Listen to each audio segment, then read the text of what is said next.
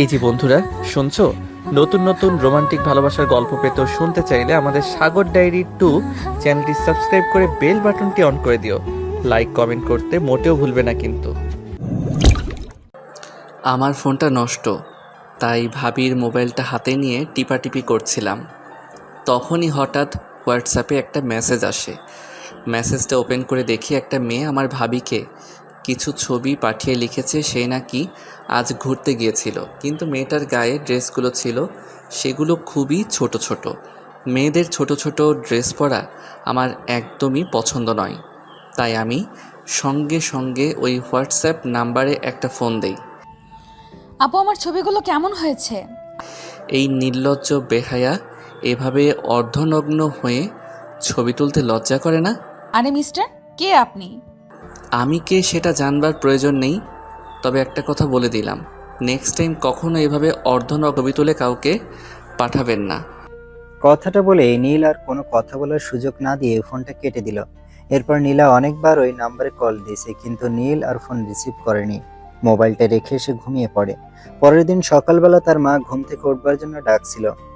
এ নীল, এত বেলা হয়ে গেছে, ঘুম থেকে উঠছিস না কেন? মা, আজকে তো অফ ডে, আজ আমার অফিস নেই, তাই আমি আর একটু ঘুমাবো, আমায় ডাকাডাকি করো না। হ্যাঁ, আমি খুব ভালো করেই জানি আজ তোমার অফ ডে, কিন্তু তোমাকে আর ঘুমিয়ে থাকা চলবে না, কারণ তোমার ভাবিকে নিয়ে একটু তাদের বাড়িতে যেতে হবে।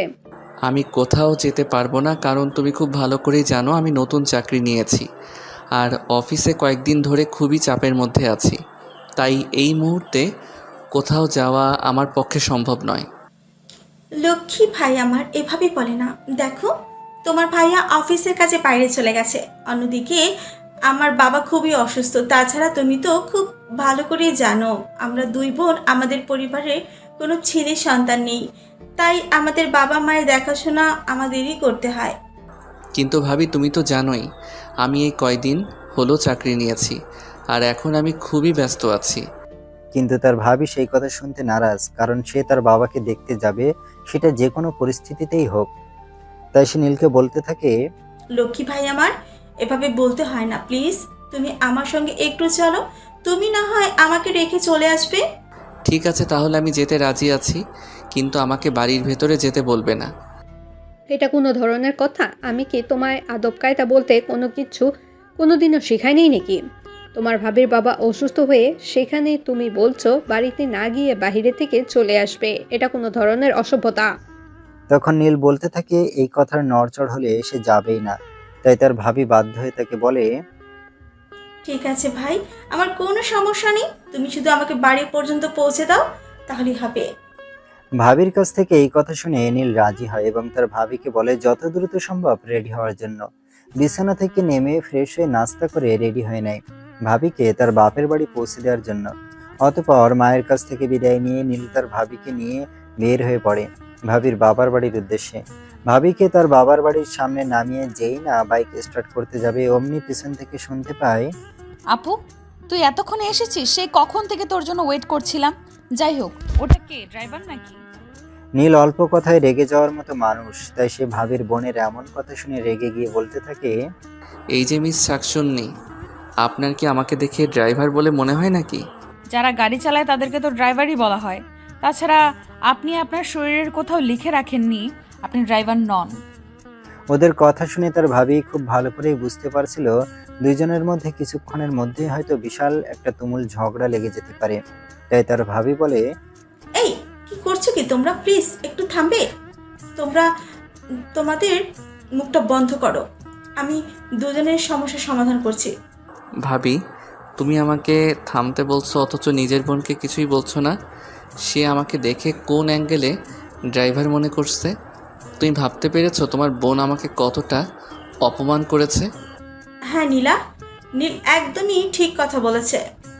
তাকে দেখে তোর কোন অ্যাঙ্গেলে ড্রাইভার মনে হয়? তখন নীলা বলতে থাকে, আপু, এই ছেলেটা তোকে ভাবি বলছে কেন? তো ভাবিকে চাচি বললে আপনার সুবিধা হয় নাকি? আরে বাবা, আমি সেই কথা কখন বললাম? দুজনের মধ্যে এইসব কিছু নিয়ে তুমুল কথা কাটাকাটি হচ্ছিল। তখনই পাশ থেকে নীলের ভাবি বলে, আরে ভাই, তোরা দুজনেই একটু দয়া করে একটু থাম, আমাকে কিছু বলতে দে। আচ্ছা আপু, তুমি আমাকে বলো, আমি কি জানতাম যে এটা তোমার দেবর? তখন নীলের ভাবি বলতে থাকে, নীলা ঠিকই কথা বলেছে। সে তো জানতোই না যে তুমি আমার দেবর। তাছাড়া আজকের আগে তো তোমার সঙ্গে তার কখনো দেখা হয়নি। তাহলে সে জানবে কি করে, সেটা তুমিই বলো। তাই বলে তোমার বোন আমাকে ড্রাইভার বলবে, তুমি এটাই বোঝাতে চাইছো তো? তখন নীলের ভাবি নীলকে বলতে থাকে, এখানে ড্রাইভার বলার তো কোনো কিছুই নেই। তার বোন নীলকে আজকেই প্রথমবার দেখেছি, তাই হয়তো এরকম কথা বলতে পেরেছে। আর যদি সে আজকের আগে কখনো নীলকে দেখে থাকতো তাহলে হয়তো এমন কথা বলতে পারতো না। তাই নীলকে তার ভাবি শান্ত করানোর জন্য বলে, ভাই, তুমি বিষয়টা বোঝার চেষ্টা করো। এখানে দোষ তোমাদের কারোরই না। ভাবি প্লিজ, তুমি আমাকে বোঝাতে এসো না। আমি তোমার নিজের বোনকে বোঝাও, কারণ ড্রেস আপ বা কাজ থেকে তার পেশা নির্ধারণ করা সঠিক নয়। যখন বিষয়টাকে সামাল দেওয়ার জন্য নীলের ভাবি তার বোনকে বলতে থাকে, হ্যাঁ নীলা, তোকেও কিন্তু আমি শেষবারের মতো বলছি, কারো বিষয়ে কোনো কিছু না জেনে মন্তব্য করবি না। দেখ, তোর একটা সামান্য কথার জন্য আমার দেবর কিভাবে চলে গেল। অতঃপর নীলার সঙ্গে আর কথা বলে নীল তার ভাবির কাছ থেকে বিদায় নিয়ে চলে যেতে চাইছিল। এমন সময় পিছন থেকে নীলা বলে, যাই হোক বিআই মশাই, দোষটা আপনার থাকলেও সরি আমি বলছি, কিন্তু এইভাবে বাড়ির সামনে থেকে চলে যাবেন না প্লিজ। নীলার কাছ থেকে এমন কথা শুনে নীল আরো বেশি রেগে যায়। তাই সে বলতে থাকে, এই যে ম্যাডাম, আপনি সরেন তো আমার সামনে থেকে। আমি আপনার সঙ্গে কোনো কথাই বলতে চাইছি না। তখন পাশ থেকে তার ভাবি বলে, আমিও তোমাকে এই কথাটাই বলতে চেয়েছিলাম, বাড়ির সামনে থেকে চলে যাওয়া ঠিক নয়। এটা কোনো ব্যবহারের মধ্যে পড়ে না। তাই বলছিলাম কি প্লিজ একবার একটু ভেতরে আসো, এক কাপ চা অন্তত খেয়ে যাও। নীল তো এমনিতেই অল্পতে রেগে যাওয়া মানুষ, তার উপর আবার তার ভাবির বোন তার সঙ্গে এরকম আচরণ করেছে। সে তো এখন আর কোনোভাবেই তাদের বাড়ির ভিতরে যাবে না। তাই সে তার ভাবিকে বলে সেখান থেকে চলেই যাচ্ছিল। এমন সময় পিছন থেকে নীলা এসে তার হাত ধরে বলতে থাকে, প্লিজ বিআই মশাই, আমার ভুল হয়ে গেছে, কিন্তু আপনি এভাবে চলে যাবেন না। এই কথাটা শুনলে আমার অসুস্থ বাবা অনেক কষ্ট পাবে। আপনার বাবাকে আপনারা কষ্ট দিবেন নাকি অন্য কিছু দিবেন আপনাদের ব্যক্তিগত ব্যাপার, কারণ আপনার বাবা তো আর জানে না যে এখানে আমি এসেছিলাম। কথাটা বলেই নীল একদম বাইক স্টার্ট করে ফেলেছিল। দুজনে অনেক রিকোয়েস্ট করে তাকে কোন রকমে বাড়ির ভেতরে নিয়ে আসলো। বাড়ির ভেতরে এসে নীলা রান্নাঘরে চলে যায়। অতঃপর সেই নীলের জন্য ঠান্ডা বেলের শরবত আর কিছু স্ন্যাক্স নিয়ে আসে। চা খাওয়ার কথা বলে নিয়ে আসার পর এইসব কিছু আনাতে নীল রেগে গিয়ে বলতে থাকে, এই যে মিস, কি সমস্যা আপনার? আপনি তো বলেছিলেন আমাকে চা খাওয়াবেন, কিন্তু আপনি এসব কিছু আনলেন কেন? আমি এসব কিছু পছন্দ করি না। আপনার যদি আমাকে চা খাওয়ানোর ইচ্ছে থাকে তাহলে খেতে পারি, নয়তো আমি যাচ্ছি। আরে বিআই মশাই, আপনি এত রেগে যাচ্ছেন কেন? এত রেগে যাওয়ার কি আছে? আপনি এগুলো খান, শরীরটা ঠান্ডা করুন, তারপর আমি চা বানিয়ে নিয়ে আসি। এদিকে নীলের ভাবি তার বাবার রুমে চলে গেছিল। তাই নীল ভাবিকে ডাকতে শুরু করে, ভাবি, ও ভাবি, কোথায় তুমি? একবার এদিকে এসো। কি ব্যাপার নীল, কি হয়েছে? তুমি আমায় ডাকছো কেন? তোমরা সবাই কি আমার সঙ্গে মশকরা করতে শুরু করে দিয়েছো নাকি? আমি তো সেটাই বুঝতে পারছি না। নাস্তার টেবিলের দিকে তাকাতে তার ভাবি বিষয়টা বুঝতে পেরে নীলাকে বলে, কি ব্যাপার নীলা, তোকে তো বলেছিলাম নীলের জন্য শুধু চা বানিয়ে আনতে, তুই এসব কিছু কেন আনলি? তখন নীলা বলতে থাকে, আসলে মানুষের ভালো করতে নেই। আমি কই তোমার দেবরের জন্য ঠান্ডা শরবত স্ন্যাক্স নিয়ে আসলাম, কই তোমরা আমার একটু প্রশংসা করবে, সেটা না করে তোমরা উল্টো আমাকে বকাঝকা করছো। তো আপনার কি মনে হচ্ছে আপনাকে খুলে নিয়ে নাচা উচিত? সেটা করলে মন্দ হয় না। তাছাড়া বিআই, আপনি হয়তো আমাকে একটু মোটু ভাবছেন তাই না, কিন্তু বিআই মশাই আমার ওজন একদমই কম, আপনি চাইলে আমাকে কোলে নিয়ে নাচতে পারেন। এই কথাটা শোনার পরে নীলের মেজাজ একদমই খারাপ হয়ে যায়। তাই সে রাগী কণ্ঠে তার ভাবিকে বলে, ভাবি, আমি তোমার বোনের চেহারা দেখে বুঝতে পারছিলাম আজ তো একটা ফাজিলের হাড্ডি। সেই জন্যই আমি তোমাদের বাড়ির ভিতরে আসতে চাইছিলাম না, কিন্তু তুমি আমাকে জোর করে এসব কিছুর জন্য নিয়ে আসলে। তখন নীলের ভাবি বুঝতে পারে নীল একটু বেশি রেগে যাচ্ছে। এখন যেভাবেই হোক তাকে সামলাতে হবে। তাই সে তার বোনকে বলে, নীলা প্লিজ, তুই এবার এখান থেকে যা, আমি দেখছি কি হয় এখানে। আরে বাবা, আমি তোর দেবরের খাবারে নজর দিব না, সেই সব বিষয় নিয়ে চিন্তা করিস না। এদিকে নীল রাগে শুধু বেলুনের মতো ফুলছে। এখন তো সে একদম উঠে দাঁড়িয়ে তার ভাবিকে বলতে লাগে, ভাবি আমি যাচ্ছি। আর একটা কথা তোমাকে বলার ছিল, তুমি কিন্তু বাড়িতে ফেরার সময় কোনোভাবেই আমাকে এখানে আসতে বলবে না। ভাইয়াকে আসতে বলো, নয়তো তুমি একাই চলে যেও। আরে বেআই মশাই, আপনি আমাকে তো একবারও আপনাদের বাড়িতে যেতে বললেন না। এমন সুন্দরী বেআইন থাকলে মানুষ কত রোমান্টিক হয়ে কথা বলে, আর আপনি তো একদম আনরোমান্টিকের বস্তা। এই যে ঠিক করে কথা বলুন। আর একটা কথা, আপনার মতো ফাজিল মার্কা মেয়ের সঙ্গে কথা বলার কোনো ইচ্ছে আমার নেই। তাই আমি আশা করব নেক্সট টাইম আপনি আমার সঙ্গে কথা বলতে আসবেন না। আমার 10টা না 5টা না একটা মাত্র রঙ্গিলা বেআই, আর তার সঙ্গে আমি কথা বলবো না, এটা হয় নাকি? তখন নীল প্রচন্ড ক্ষেপে গিয়ে সেখান থেকে এক ফোঁটা জল স্পর্শ না করে বের হয়ে সোজা বাড়িতে চলে আসে। আর বাড়িতে এসেই তার মাকে রাগ দেখাতে শুরু করে। মা, এই মা, কোথায় তুমি? কি ব্যাপার, কি হয়েছে? এভাবে চিৎকার চেঁচামেচি করছিস কেন? আমার মনে রং লেগেছে, তাই এইভাবে চেঁচামেচি করছি। কেন, কোনো সমস্যা হয়েছে নাকি? তখন নীল ওই বাড়িতে ঘটে যাওয়ার সমস্ত ঘটনা তার মায়ের সঙ্গে বলে, আর বলে তাকে যেন আর কোনোদিন কোনোভাবেই ওই বাড়িতে যাওয়ার জন্য না বলা হয়।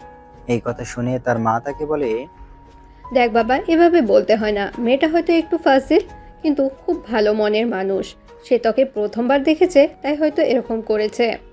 মা, তোমাকে আমি আগেই বলে দিয়েছি, তুমি এই বিষয়ে আমাকে কোনো রকম কোনো রিকোয়েস্ট করবে না।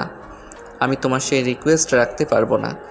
কথাটা বলেই নীল তার মাকে কথা বলার কোনো সুযোগ না দিয়ে সেখান থেকে চলে আসে। নিজের রুমে এসে দরজা বন্ধ করে ঘুমিয়ে পড়ে। এদিকে দেখতে দেখতে দিনটা কেটে গেল। সন্ধ্যাবেলা যখন সে তার বন্ধুদের সঙ্গে চায়ের দোকানে বসে আড্ডা দিচ্ছে, এমন সময় হঠাৎ তার মোবাইলে একটা আননোন নাম্বার থেকে ফোন আসে। নীল সচরাচর অপরিচিত ফোন রিসিভ করে না, কিন্তু ফোনটা বেজেই চলেছিল, তাই সে ফোনটা রিসিভ করে। আসসালামু আলাইকুম, কে বলছেন? ওয়ালাইকুম আসসালাম নীল, আমি তোমার ভাবি বলছি। ও, এটা কার নাম্বার? আর তোমার ফোন কোথায়? তুমি তো তোমার ফোন থেকে ফোন করতে পারতে। আসলে আমার ফোনে ব্যালেন্স শেষ হয়ে গিয়েছিল, আর গতকাল তোমার ভাইয়াকে রিচার্জ করে দেওয়ার কথা বলতে মনে ছিল না। আচ্ছা ঠিক আছে, এখন এটা তো বলো, কেন ফোন করেছো? কোনো সমস্যা হয়েছে নাকি? হ্যাঁ ভাই, তুমি দয়া করে একটু আমাদের বাসায় আসো। আমার বাবার অবস্থা খুবই খারাপ, হসপিটালে নিতে হবে, কিন্তু আমরা দুবোন কোনোভাবেই কিচ্ছু করে উঠতে পারছি না। তখন নীল বলে সে অ্যাম্বুলেন্সকে ফোন দিয়ে বলে দেবে, কিন্তু সে কোনোভাবেই তাদের বাড়িতে যাবে না, কারণ নীলার ব্যবহার একদমই ভালো নয়। তখন তার ভাবি তাকে অনেক রিকোয়েস্ট করে বলতে থাকে, প্লিজ ভাই, তুমি এভাবে বলো না। দেখো, আমার বাবা খুবই অসুস্থ, এই মুহূর্তে এসব কথা বলার সময় নয়। অতঃপর তার ভাবি তাকে অনেক রিকোয়েস্ট করে বলে সে সেখানে যেতে রাজি হয় এবং তার ভাবির বাবাকে নিয়ে হসপিটালে যায়। হসপিটালে ভর্তি হওয়ার পরেই শুরু হয় দৌড়াদৌড়ি, এইখান থেকে ওখানে, ওখান থেকে সেখানে। এভাবে পরীক্ষা নিরীক্ষা এবং ডাক্তার দেখানো শেষ হলে নীল তার ভাবিকে বলে, ভাবি, এখন তো সব কাজ শেষ, তাহলে আমি এখন আসছি। আচ্ছা ঠিক আছে, এসো, কিন্তু আর একটা কথা বলার ছিল। দেখো ভাই, এখানে তো আমি একাই থাকতে পারবো, আর বাড়িটা একদম ফাঁকা। তুমি প্লিজ একটু নীলাকে বাড়িতে নামিয়ে দিয়ে এসো। ভাবি, তুমি আর যাই কিছু বলো না কেন, এমন কথা বলো না, কারণ তুমি খুব ভালো করে জানো তোমার বোনের সম্পর্কে। শুধুমাত্র সেই কারণেই আমি তোমার বোনকে বাড়িতে পৌঁছে দেওয়ার দায়িত্ব নিতে পারবো না। প্লিজ এভাবে বলো না। দেখো, তুমি তো জানোই আমাদের অবস্থাটা কি এখন। তুমি যদি ওকে বাড়িতে পৌঁছে না দাও, তাহলে কে পৌঁছে দেবে বলো তো? ভাবি, ওসব কিছু আমি জানি না, কিন্তু তোমার ফাজিল মার্কা বোনকে আমি বাড়ি পর্যন্ত পৌঁছে দিতে পারবো না। কথাটা বলেই নীল সেখান থেকে বের হয়ে চলে যেতে চাইছিল। এমন সময় আবারও তার ভাবি পিছন থেকে বলতে থাকে, লক্ষ্মী ভাই আমার, প্লিজ এরকমটা করো না। তুমি তো বুঝতেই পারছো। ঠিক আছে দাঁড়াও, আমি নীলাকে ভালো করে বলে দিচ্ছি যেন সে ফাজলামো না করে। হ্যাঁ, তুমি তোমার বোনকে ভালো করে বুঝিয়ে বলো, সে যেন আমার সঙ্গে এসব ফাইজলামো মার্কা কথাবার্তা না বলে, না হলে তাহলে আমি তাকে নিয়ে যাব, নয় তো নয়। তখন নীলের ভাবি ভিতরে গিয়ে নীলার সঙ্গে কি যেন বলে, আর তারপর নীলাকে বাইরে নিয়ে আসে। নীলকে দেখে নীলা বলে ওঠে, আই প্রমিস বিআই মশাই, আপনার সঙ্গে আর কোনো ইয়ার্কি মশকরা করব না। আপনি তো জানেনই আমার বাবা খুবই অসুস্থ, এই মুহূর্তে এইসব করার সময় নাই। ঠিক আছে, বাইকের পেছনে উঠে বসুন। নীলা বাইকে উঠে নীলের একটু কাছাকাছি বসছিল। নীলের শরীরের সঙ্গে তার শরীর লেগে যাচ্ছিল। এটা দেখেই নীল বলে, এই কি করছেন কি আপনি? আপনি আমার শরীরের সঙ্গে ঘেঁষে বসছেন কেন? একটু দূরে গিয়ে বসতে পারেন না?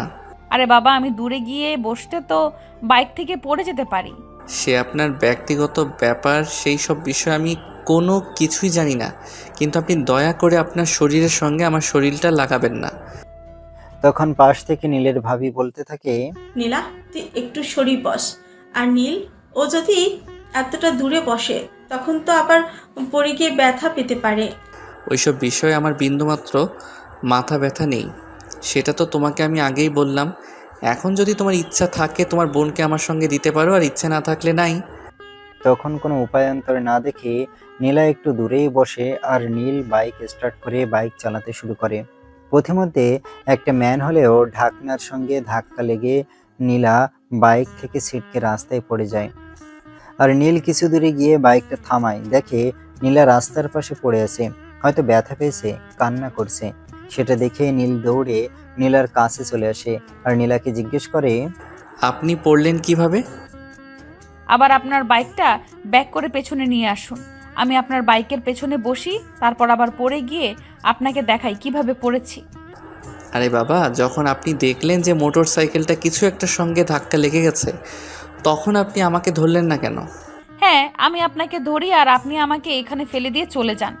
আপনি তো তখন বলেছেন আমি যদি আপনার বাইকে উঠে বসে তাহলে কোনোভাবেই আপনাকে স্পর্শ করতে পারবো না। আরে বাবা, তাই বলে আপনি পড়ে যাচ্ছিলেন তখনও ধরতে পারবেন না সেটা তো বলিনি। যাই হোক, কোথায় ব্যথা পেয়েছেন সেটা দেখি। আমাকে ব্যথা দিয়ে এখন আবার এসেছেন ব্যথা দেখতে? এসব ন্যাকামি না, আমার ভালো লাগে না। আরে বাবা, আপনি আমার সঙ্গে এভাবে কথা বলছেন কেন?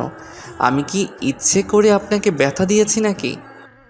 কথাটা বলেই নীল নীলার হাত ধরে টেনে তোলার চেষ্টা করেছিল, কিন্তু নীলা কোনোভাবেই দাঁড়াতে পারছিল না, কারণ সে তার পায়ে প্রচণ্ড ব্যথা পেয়েছে।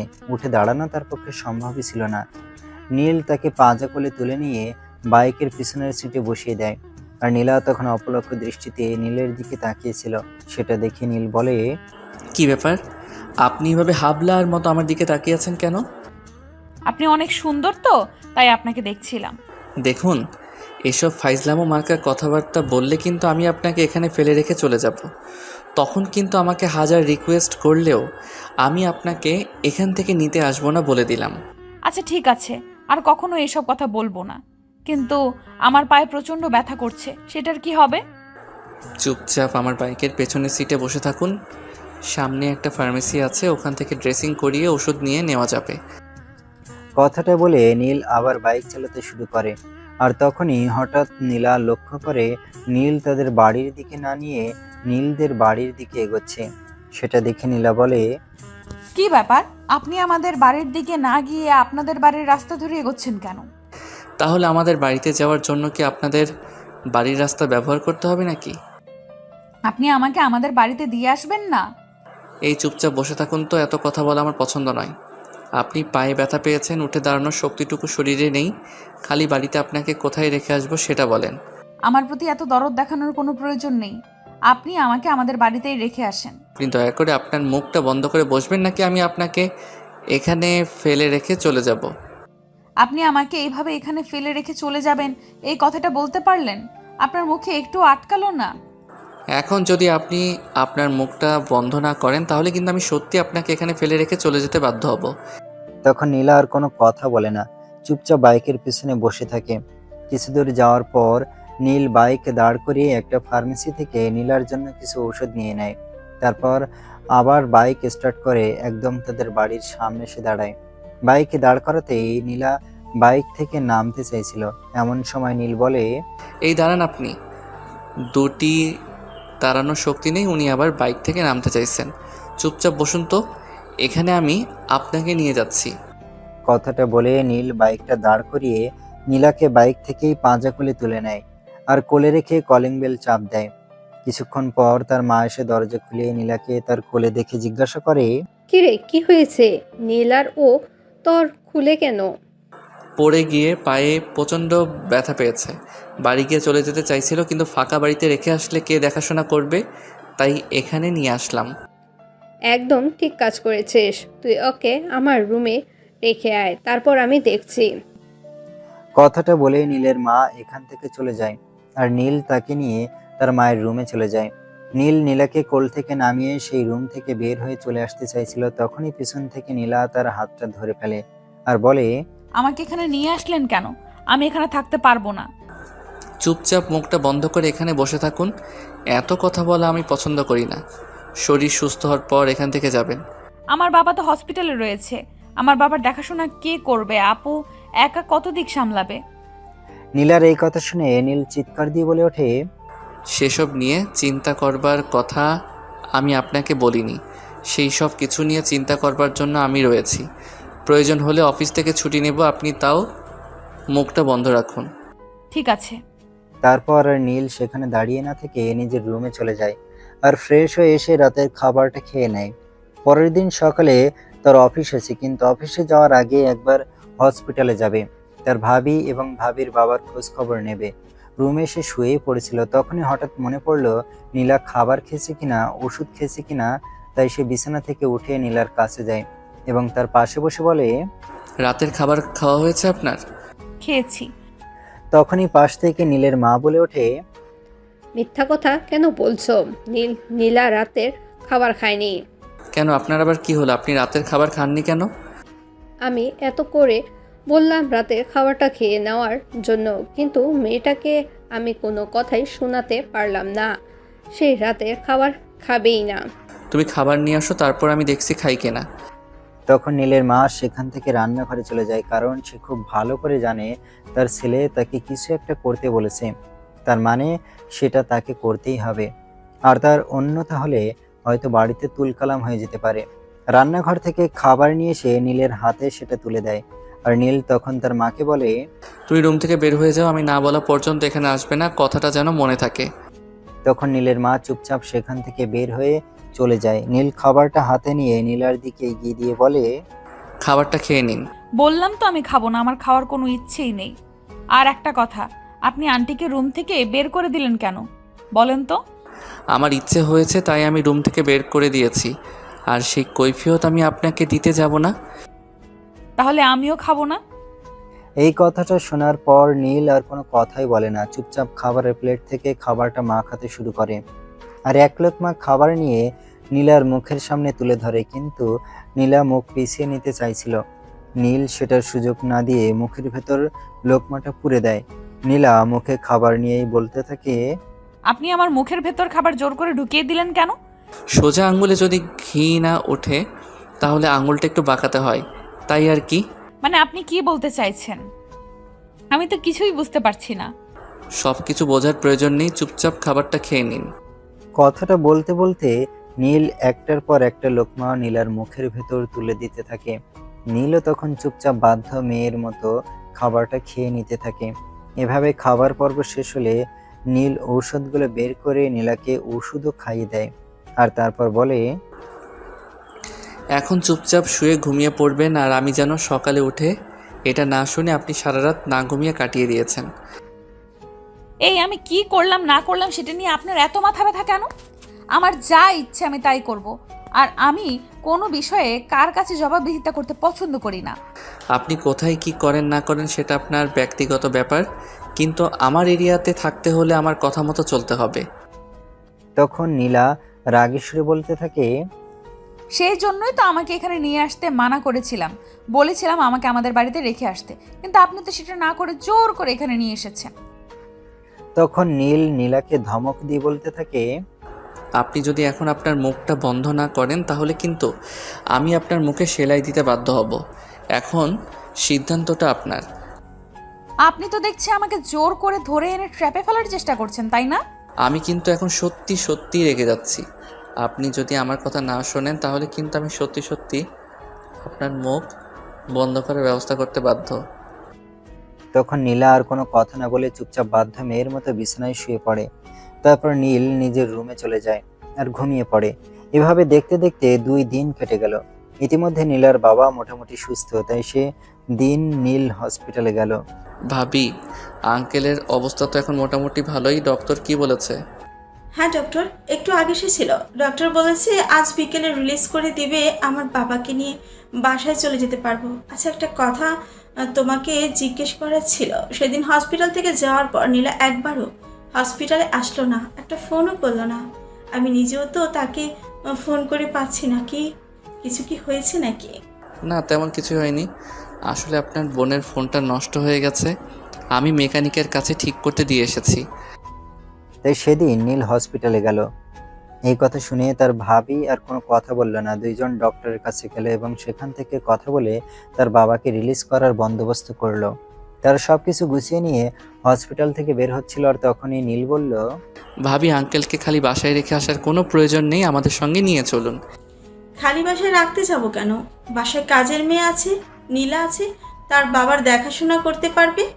তাছাড়া মেয়ের শ্বশুরবাড়িতে যাওয়াটা আমার বাবা অ্যালাউ করবে না। কি করবে আর কি করবে না সেটা আমি দেখে নেব, সেটা নিয়ে আপনাকে কোনো চিন্তা করতে হবে না। আপনাকে আমি শুধু যেটা করতে বলেছি সেটাই করেন। তখন নীল নীলার বাবার সঙ্গে কথা বলে এবং সবকিছু বুঝিয়ে বলে। আর সব কথা শুনে নীলার বাবাও রাজি হয়ে যায় মেয়ের শ্বশুর বাড়িতেই কিছুদিন থাকবার জন্য। আর তারপর নীল তার ভাবি এবং তার ভাবির বাবাকে নিয়ে তাদের বাড়িতে চলে আসে। বাড়িতে এসে নীল দেখতে পায় নীলার ড্রয়িং রুমে বসে টিভি দেখছে। এটা দেখেই চিৎকার করে নীল বলে ওঠে, আমি বাড়ি থেকে বের হওয়ার সময় আপনাকে কতবার বলে গিয়েছি রুম থেকে বের না হতে। আপনার যদি টিভি দেখবার এতই শখ থাকে তাহলে আপনি আমাকে বলতেন, আমি টিভিটা আপনার রুমে দিয়ে আসতাম। নীলের এমন চিৎকার চেঁচামেচি শুনে তার মার রান্নাঘর থেকে ছুটে এসে তাকে বলে, কি ব্যাপার, কি হয়েছে? তুই এভাবে চেঁচামেচি করছিস কেন? এই মেয়েটাকে তো আমি বলেছিলাম এখানে না আসতে, সে এখানে আসলো কেন? আরে বাবা, একটা মানুষ একা একা কতক্ষণ থাকতে পারে?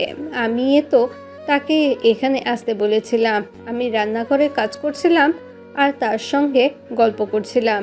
আমি বা একা একা কতক্ষণ থাকতে পারি? তখন নীল কোনো উত্তর না দিয়ে চুপচাপ সেখান থেকে চলে গেল। তখনই নীলার বড় বোন তাকে জিজ্ঞাসা করতে থাকলো, কি ব্যাপার নীলা, কি হয়েছে? আর তুই এইখানে কেন? তোর তো বাড়িতে থাকার কথা ছিল। অতঃপর নীলা তার বড় বোনকে সবকিছু খুলে বলে এবং সবকিছু শুনে তার বোন বলে, কিন্তু আমি যখন নীলের কাছে এসব বিষয় জিজ্ঞেস করছিলাম তখন নীল তো আমাকে এ ব্যাপারে কোনো কিছুই বললো না, শুধু বললো তোর ফোনে সমস্যা হয়েছে। এ ব্যাপারে আমি কি বলতে পারি সেটা তুই নিজেই বল না। তোর যে দেবর, তুই তো খুব ভালো করে জানিস তার চরিত্র স্বভাব সম্পর্কে। তখন নীলার বড় বোন আর কোনো কথা না বলে সেখান থেকে চলে যায়। এদিকে নীল রুমে সে ড্রেস চেঞ্জ করে এবং নিচে যায় ডিনার করবার জন্য। তখনই তার ভাবি তাকে বলে, কি ব্যাপার? আমি তখন তোমায় জিজ্ঞেস করলাম, তুমি কেন বললে না নীলা আমাদের বাড়িতে আছে? বললে তুমি আরও হাজারটা প্রশ্ন করতে, তাই বলিনি। তোমার বোনকে বলেছিলাম আমার থেকে একটু দূরে বসতে, আর তখনই একটা ম্যানহোলের সঙ্গে মোটর সাইকেলে ধাক্কা লাগে। সে আমাকে না ধরে রাস্তায় পড়ে গিয়ে পায়ে প্রচণ্ড ব্যথা পেয়েছে। তাই আমি তোমাকে কিছু না জানিয়ে এখানে নিয়ে এসেছি, কারণ তোমাকে জানালে তুমি অযথাই টেনশন করবে। তখন পাশ থেকে নীলা বলে, আপু, তোর দেবরটাকে এমন কেন বানিয়েছিস সেটা বুঝতে পারি না। মানবিকতা বলতে জিনিসটাই এর মাঝে নেই। কথাটা শুনেই নীলার বড় বোন চারিদিকে তাকিয়ে বুঝতে পারে আবহাওয়া গরম হয়ে যাচ্ছে। তাই আবহাওয়া শীতল রাখবার জন্য সে বলে, তোকে কেউ এত কিছু চিন্তা করবার কথা বলেনি। তোকে যেটা করতে বলা হয়েছে তুই সেটাই কর, অন্যদিকে মনোযোগ দেওয়ার তোর কাজ নয়। তারপরেও নীলা কিছু বলতে চাইছিল, কিন্তু তার বড় বোন তাকে সেটার সুযোগ না দিয়ে বিষয়টাকে ধামাচাপা দেওয়ার চেষ্টা করে। খাওয়া দাওয়া শেষ হলে যে যার মতো নিজেদের রুমে চলে যায়। নীলা রুমে এসে শুয়ে পড়বে, তখনই নীল সেই রুমে আসে। এই যে মহারানী, আপনি ওষুধ খাননি, ওষুধগুলো খেয়ে তারপর ঘুমান। আপনি কোথা থেকে শকুনের মতো উড়ে এসে জুড়ে বসলেন বলেন তো? থাপ্পড় মেরে সব কটা দাঁত ফেলে দেবো। আমাকে শকুন বলার সাহস কে দিয়েছে? I am so sorry, please আমাকে ক্ষমা করে দিন, আমার ভুল হয়ে গেছে। আমি ওষুধগুলো খাওয়ার কথা বলছি, সরি বলতে বলিনি। আচ্ছা, আমার সঙ্গে কি একটু রোমান্টিক করে কথা বলা যায় না? সব সময় এভাবে কথা বলতে হয় নাকি? আপনি নিজেকে আমার বিয়ে করা বউ মনে করেন না কি, যে আপনার সঙ্গে আমাকে রোমান্টিক করে কথা বলতে হবে? যেহেতু আপনি আমার অবিবাহিত বিয়াই, মনেই তো করতে পারি। এই কথাটা নীলা বিড়বিড় করে বললেও নীলের কান এড়াতে পারেনি। সে স্পষ্ট কথাটা শুনে ফেলে এবং ধমক দিয়ে বলে, অসভ্য একটা, আমার এইখানে কয়দিন থাকলে না চটি একদম সব ঠিক করে দেব।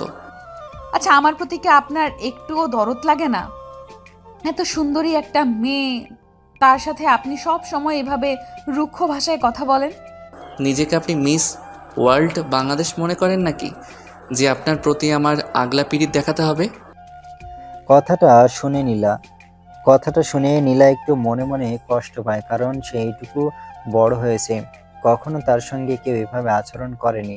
আর নীল তার বিয়ে, যেখানে তাদের একটা রসের সম্পর্ক তৈরি হওয়ার কথা, সেখানে এরকম রুক্ষ ব্যবহার সে মেনে নিতে পারছে না।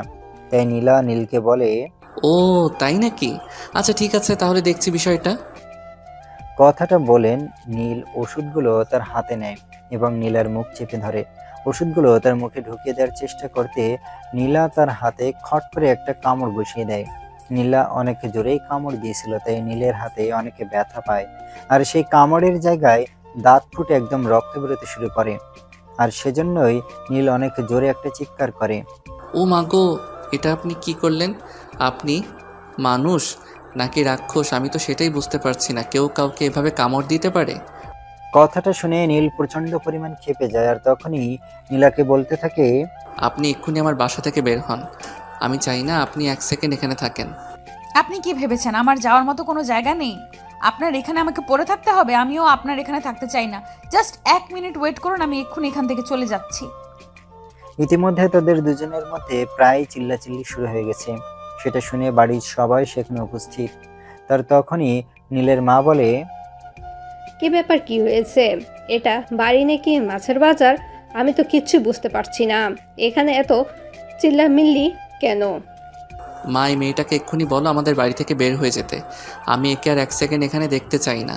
আমি কোনো কিছু জানি না আর জানতেও চাই না। তোর কি মাথা খারাপ হয়ে গেছে নাকি? তুই কি বলছিস তুই জানিস এত রাতে মেয়েটা কোথায় যাবে আর কিভাবে যাবে? আমি শুধু এইটুকু জানি, মেয়েটা এখানে থাকবে না।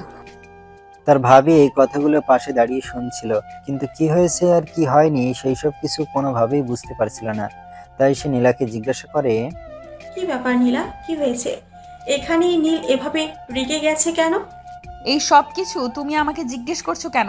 তোমার আদরের দেবরকে জিজ্ঞেস করো না। তখন নীল চিৎকার করে বলে, এই বেয়াদব মেয়ে, তোকে আমি একটাও কথা বলতে মানা করেছি। তুই এক্ষুনি আমাদের বাড়ি থেকে বের হয়ে যাবি, তা না হলে কিন্তু আমি তোকে ঘাড় ধাক্কা দিয়ে বাড়ি থেকে বের করে দিতে বাধ্য হব। নীল ভাই, আমার প্লিজ এভাবে পাগলামি করো না। কি হয়েছে আমাকে খুলে বলো। তখন নীল একটু আগে ঘটে যাওয়া সমস্ত ঘটনাটা তার ভাবির সঙ্গে খুলে বলে। আর সবকিছু শুনে তার ভাবি নীলাকে বলে, নিজের ভালোটাও তুই বুঝিস না, তাই না? আমার ভালোটা কাউকে বুঝিয়ে দিতে হবে না। পরিস্থিতি কোনোভাবেই সামলানো যাচ্ছে না। নীল মুহূর্তের মধ্যেই আরো বেশি ক্ষেপে উঠছে। সেটা দেখে তার মা বুঝতে পারলো এই মুহূর্তে তার মা ছাড়া আর কেউ থেকে সামলাতে পারবে না। তাই তার মা তাকে বলল, বাবা তুই একবার আমার সঙ্গে আয়। তখন নীল তার মায়ের সঙ্গে ড্রয়িং রুমে যায়।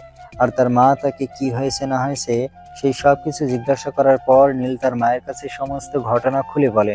আর তখনই তার মা দেখে নীলের হাত দিয়ে রক্ত গড়িয়ে পড়ছে। তাই তার মা ফার্স্ট এডের বক্স এনে নীলের হাতে ফার্স্ট এড করে দেয়। ততক্ষণে নীলের মেজাজ একটু ঠান্ডা হয়েছে। তার মা তার মাথায় হাত বুলিয়ে দিতে দিতে বলে, বাবা তুই তোর রুমে চল, একটু রেস্ট নিতে হবে। মা, তুমি যতক্ষণ এই মেয়েটাকে আমাদের বাড়ি থেকে বের না করছো ততক্ষণ আমি কোনোভাবেই ঘুমাতে পারবো না। আমার ঘুম আসবে না। বাবা তুই রুমে যা, মাথাটা ঠান্ডা কর। সকালবেলা আমি তাকে তাদের বাড়িতে পাঠিয়ে দিব। কথাটা মনে থাকে যেন। আর যদি আমি সকালবেলা ঘুম থেকে উঠে মেয়েটাকে আমাদের বাড়িতে দেখতে পাই, তাহলে কিন্তু আমি নিজেই এই বাড়ি ছেড়ে চলে যাব বলে দিলাম। অতঃপর তার মা তাকে কোনো রকমে শান্ত করে রুমে পাঠিয়ে দেয়। আর এদিকে রুমে এসে নীলাকে বলে, ওর ব্যবহারে তুমি প্লিজ কিছু মনে করো না। ও ছোটবেলা থেকে এরকম, তার কথার বাইরে কেউ কিছু করলে সেটা সে সহ্য করতে পারে না। আপনার ছেলে নিজেকে কি মনে করে আমি তো সেটাই বুঝতে পারছি না।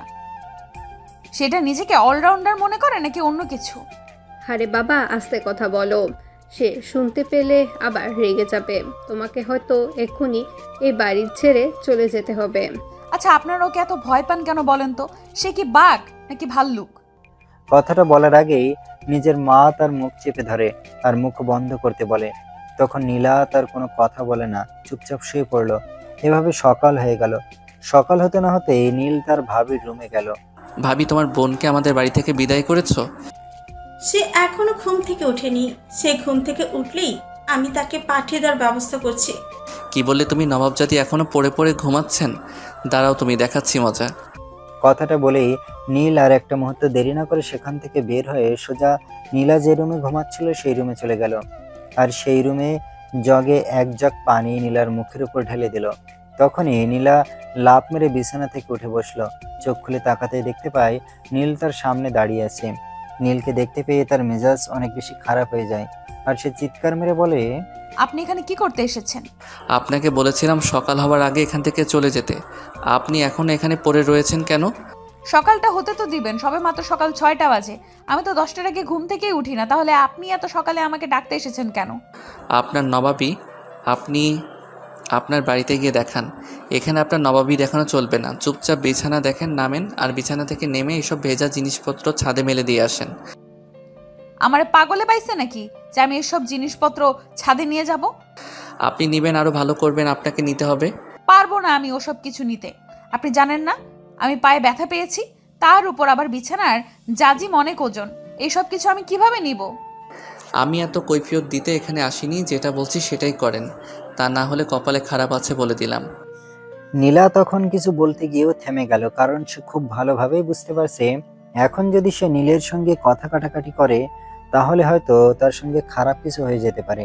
কারণ নীল যে প্রকৃতির মানুষ, এই বাড়িতে 2 দিন থেকে যা বুঝতে পেরেছে তার ভিত্তিতে তার সঙ্গে খারাপ কিছু হতে বেশি সময় লাগবে না। তাই সে চুপচাপ বিছানা থেকে নামলো এবং অনেক কষ্ট হওয়া সত্ত্বেও ভেজা জিনিসগুলোর ছাদে মেলে দিয়ে আসলো। তারপর সে নাস্তা না করে এই বাড়ি থেকে বের হয়ে চলে যেতে চাইছিল। তখনই পেছন থেকে নীলের মা বলল, কি ব্যাপার নীলা, সকালবেলা ঘুম থেকে উঠে কাউকে কিছু না বলে চলে যাচ্ছ কেন? আমার কি করার আছে আন্টি, আপনি নিজেই সেটা বলেন। আপনার ছেলে আমাকে সকালবেলা ঘুম থেকে উঠে হাজারটা অপমান করেছে, তারপর আবার আমি কোন মুখে এখানে থাকবো? তখন নীলের মা বলতে থাকে কি হয়েছে না হয়েছে সেই সব কিছু তিনি পরে দেখবেন।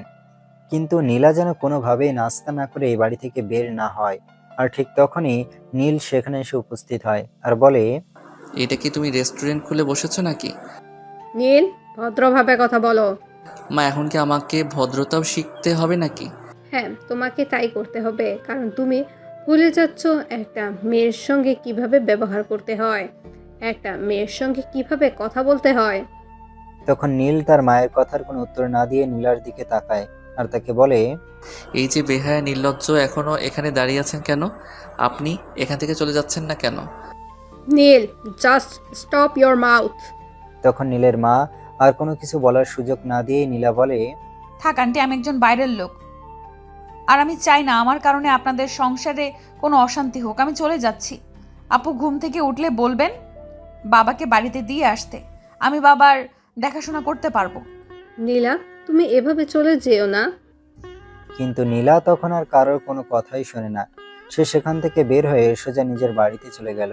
আর এদিকে নীলের মা নীলকে অনেক বকাবকি করতে থাকলো, কিন্তু নীল সেদিকে কোনো রকম কর্ণপাত করলো না। সে রুমে এসে নিজের মতো করে তৈরি করে নিল অফিসে যাওয়ার জন্য। আর তারপর নিচে গেল নাস্তা করতে। সে টেবিলে গিয়ে তার মাকে ডাকছিল নাস্তা দেওয়ার জন্য। তখন তার মা বলতে লাগলো, তখনই নীলের ভাবি সেখানে এসে বলতে লাগে, আমি তোকে নাস্তা বানিয়ে দিতে পারবো না, তোর নাস্তা তুই নিজে বানিয়ে খা। তোর জন্য একটা মেয়েকে না খেয়ে চলে যেতে হলো। বাইরের একটা মেয়ের জন্য তোমার এত দরদ, তার জন্য তুমি নিজের ছেলেকে না খাইয়ে রাখবে? হ্যাঁ, দরকার পড়লে তো আমাকে তাই করতে হবে। মেয়েটা তোর কি এমন ক্ষতি করেছিল যার জন্য মেয়েটাকে এভাবে অপমান করে বাড়ি থেকে বের করে দিলি? তুমি যদি আমাকে নাস্তা না দিতে পারো তাহলে বলো, আমি নাস্তা খাবো না।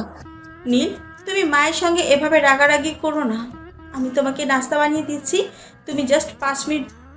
নীল তখন আর কোনো কথা না বলে চুপচাপ নাস্তার টেবিলে বসে রইল। কিছুক্ষণ পর তার ভাবি এসে তাকে নাস্তা বানিয়ে দিল এবং সে নাস্তা খেয়ে অফিসে চলে যায়।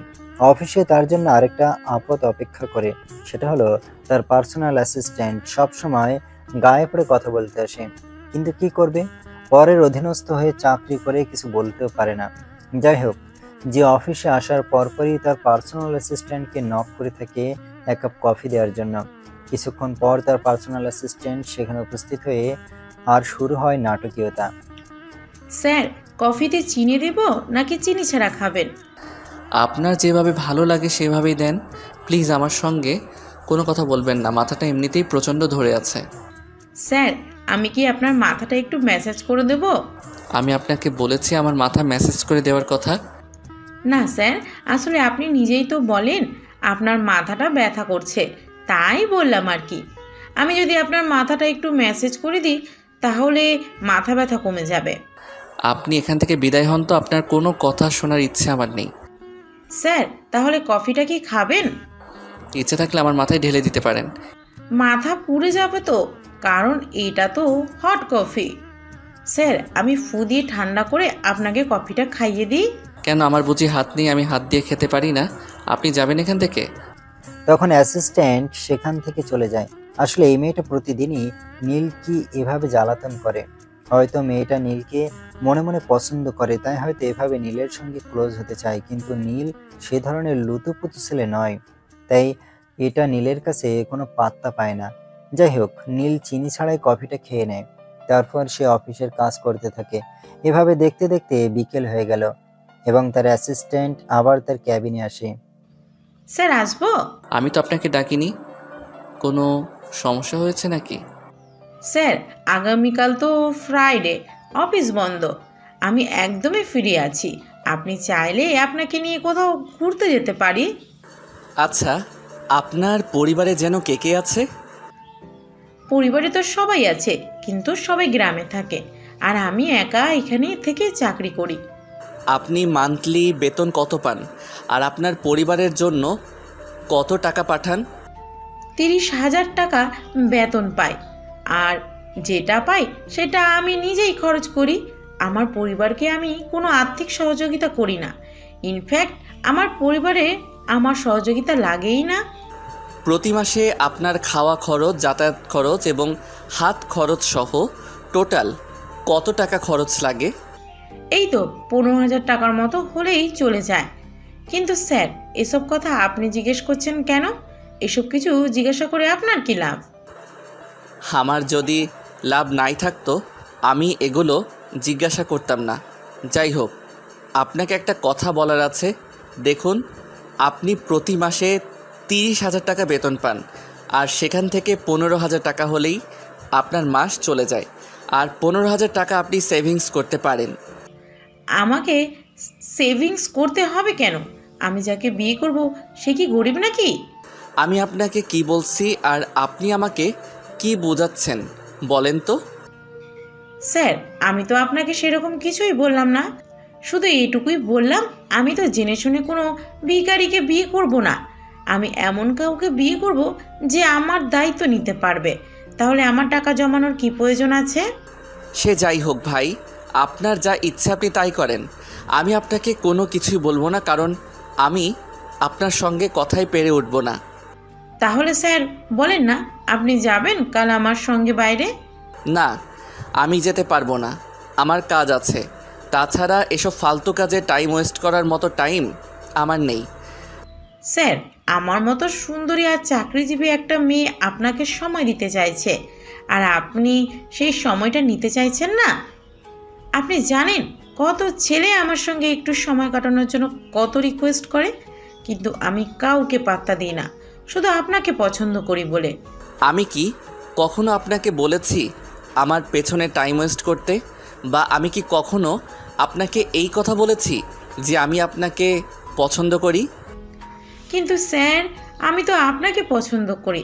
আমার পছন্দের কি কোনো দাম নেই আপনার কাছে? আমি বলি শোনো, মৌমাছির পেছনে ছুটে অযথা সময় নষ্ট করো না। ফুলের চাষ করো, মৌমাছি নিজেই তোমার কাছে আসবে। কিন্তু স্যার, আমার তো আপনাকে চাই। আপনি এখান থেকে যাবেন নাকি কোম্পানি অথরিটির কাছে আমি আপনার নামে কমপ্লেন করব? আপনার কি মনে হয় আপনি সেটা করলে কোম্পানির অথরিটি বিশ্বাস করবে? কেউ কখনো এটা বিশ্বাস করবে যে একটা মেয়ে একটা ছেলেকে ডিস্টার্ব করে? আপনি চাইছেনটা কি তাকে সেটা বলেন তো? আপনাকে আমি আমার জীবন সঙ্গী বানাতে চাই, আপনাকে বিয়ে করতে চাই, সারাটা জীবন আপনার সঙ্গে কাটাতে চাই, কারণ আমি আপনার প্রেমে পড়ে গেছি। কথাটা বলে নিশি নীলের গলা জড়িয়ে ধরে। তখনই হঠাৎ নীলা সেখানে এসে উপস্থিত হয়। আসলে নীল যে কোম্পানিতে চাকরি করে সেই কোম্পানিতে নীলার পরিচিত একজন চাকরি করত। নীলা সেখানে তার সঙ্গে দেখা করতে এসেছিল। দেখা করতে এসেই হঠাৎ নীলের কথা কেন জানি তার মনে পড়ে যায়, আর তাই সে তার পরিচিত মানুষটার কাছ থেকে নীলের কেবিনের কথা জিজ্ঞেস করে সে সেখানে পৌঁছে যায়। কিন্তু সেখানে সেই রকম দৃশ্য দেখবে এটা কল্পনাও করতে পারেনি, তাই সে পুরোপুরি শক। বা মিস্টার নীল, প্রেম লীলা তো ভালোই চলে। গলার আওয়াজটা শুনে নীলা অনেকটা থমকে যায় আর নিশিকে ধাক্কা দিয়ে সরিয়ে দিয়ে দেখে নীলা সেখানে দাঁড়িয়েছে। তখন নীলাকে বলে, আপনি যা দেখছেন তা ভুল দেখছেন। আপনার কি মনে হয় আমি অন্ধ, চোখে দেখতে পাই না? অফিসে কাজ করতে আছেন নাকি লুতুর পুতুর করতে আসেন? নীলা, আমি আবার আপনাকে বলছি, আপনি যা দেখেছেন এবং যা বলছেন তা সম্পূর্ণই ভুল। আমি এরকম কোনো কিছুই করিনি। আমি আমার নিজের চোখে কখনোই অবিশ্বাস করি না। আপনি বুকে হাত দিয়ে বলতে পারবেন এই মেয়েটা আপনাকে জড়িয়ে ধরেছিল না? কিন্তু আমি কি তাকে জড়িয়ে ধরেছিলাম? দেখুন, আমি সেই সব বিষয়ে মাথা ঘামাতে চাই না। আসলে এখানে একটা কাজে এসেছিলাম, তাই ভেবেছিলাম আপনার সঙ্গে একবার দেখা করে আপনাকে সরি বলে যাব, কিন্তু এখানে এরকম দৃশ্য থাকবে সেটা আমি কল্পনাও করিনি। যাই হোক, চালিয়ে যান। কথাটা বলে নীলা সেখানে আর এক মুহূর্ত দেরি না করে সেখান থেকে বের হয়ে চলে গেল। তখন নীল নিশির গালে ঠাস করে একটা থাপ্পড় মেরে বলতে লাগলো, আপনি মানুষ নাকি অন্য কিছু? স্যার, আপনি এটা কি করলেন? আপনি বাইরের একটা মেয়ের জন্য আমার গায়ে হাত তুললেন? জাস্ট শাট আপ, মুখ সামলে কথা বলুন। নীলা বাইরের মেয়ে নয়, সে আমার ভাবির আপন বোন। আপনি জানেন আপনি আজ যেটা করেছেন সেটার জন্য আমাকে কেমন পরিস্থিতির মুখোমুখি হতে হবে? নীলা যদি এই বিষয়টা পরিবারের সবার সঙ্গে বলেন তাহলে আমার মান ইজ্জত বলতে কোনো কিছু থাকবে? সেটা করলে তো আমাদের দুজনের জন্যই আরেকটু সুবিধা হয়, কারণ আপনার পরিবার হয়তো সহজে এই বিষয়টা মেনে নিতে পারবে। I say get out, just get out. আমি আপনার চেহারাটা দর্শন করতে চাইছি না। তখন নিশি আর কোনো কথা বলল না, চুপচাপ গালে হাত রেখে সেখান থেকে বের হয়ে চলে গেল। আর নীল মাথায় হাত দিয়ে ভাবতে লাগলো কি থেকে কি হয়ে গেল। তখন নিশি আর কোনো কথা না বলে চুপচাপ গালে হাত রেখে সেখান থেকে বের হয়ে চলে গেল। আর নীল মাথায় হাত রেখে ভাবতে লাগলো কি দেখে কি হয়ে গেল। এমনিতেই নীলা তার উপর ক্ষেপে আছে, এখন আবার সে যদি এসব বিষয় বাসায় গিয়ে প্রকাশ করে তাহলে তো মান ইজ্জত বলতে আর কোনো কিছুই থাকবে না। তাই নীল সঙ্গে সঙ্গে তার ভাবিকে ফোন দেয়।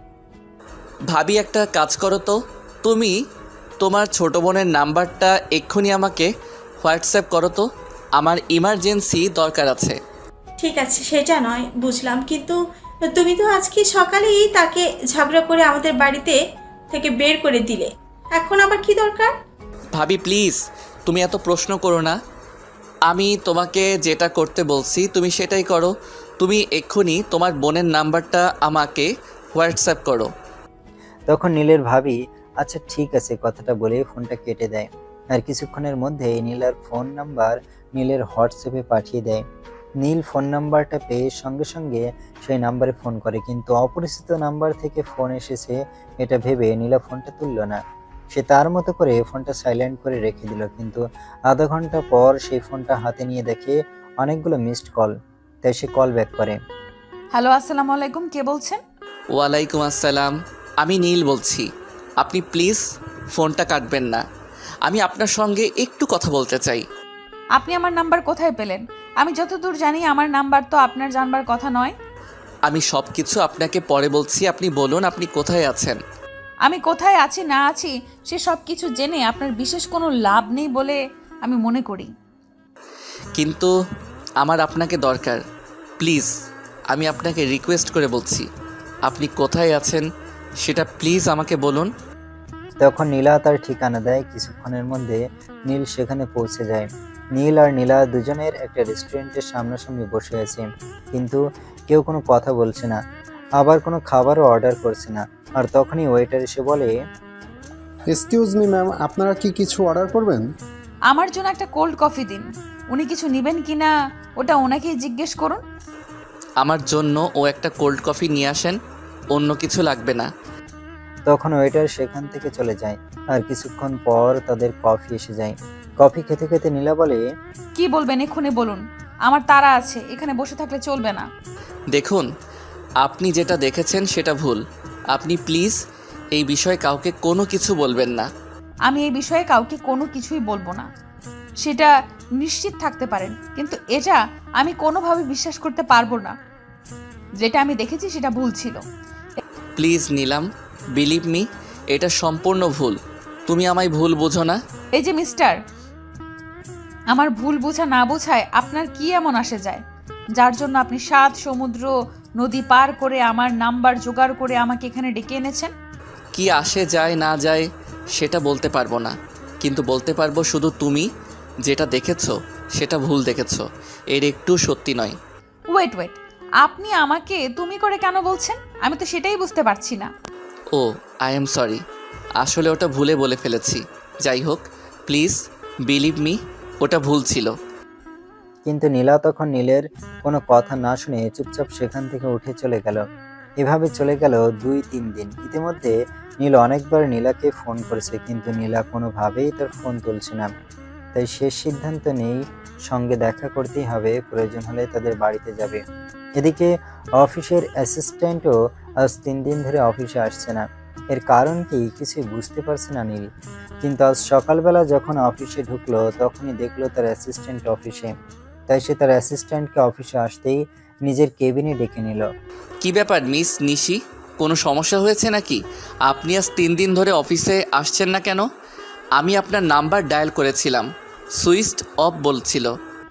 সেদিন হাত থেকে ফোনটা পড়ে গিয়ে ভেঙে গেছে, আর আমিও ওয়াশরুমে পড়ে গিয়ে কোমরে ব্যথা পেয়েছিলাম, তাই এই কদিন আসতে পারিনি। তখন নীল আর কোনো কথা না বলে নিজের কেবিনে চলে গেল আর কাজ করতে থাকলো। লাঞ্চ টাইম হবে এমন সময় নিশি নীলের কেবিনে গেল। নীল তার ল্যাপটপে কাজ করছিল, এমন সময় নিশি হঠাৎ তাকে পিছন থেকে জড়িয়ে ধরে। আর সেটাই নীল অনেকটা ভয় পেয়ে যায়। তখন নীল পিছনে ফিরে তাকিয়ে নিশিকে দেখতে পেয়ে বলে, আরে, আপনি এখানে আসলেন কেন? Neel, please will you marry me? Miss Nishi, are you seriously mad? আপনি সেদিন যেটা করেছেন সেটার জন্য নীলা আমাকে ভুল বুঝেছে।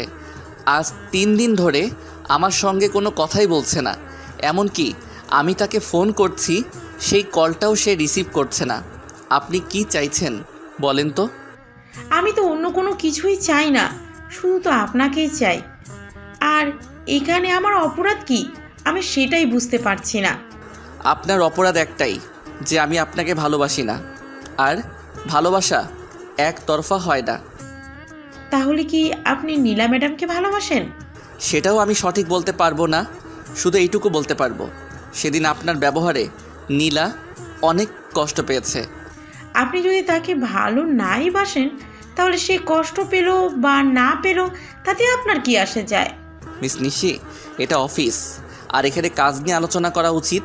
আমি চাই না আপনি আমার পার্সোনাল বিষয় টেনে এখানে কথা বলেন, আর আমার পার্সোনাল বিষয়ে কথা বলার রাইট আমি আপনাকে দেইনি। তখন নিশি কোনো কথা না বলে চুপচাপ সেখান থেকে চলে যায়। আর নীল অফিসের কাজগুলো কোনো রকমে শেষ করে বিকেল 3টার মধ্যে অফিস থেকে বের হয়।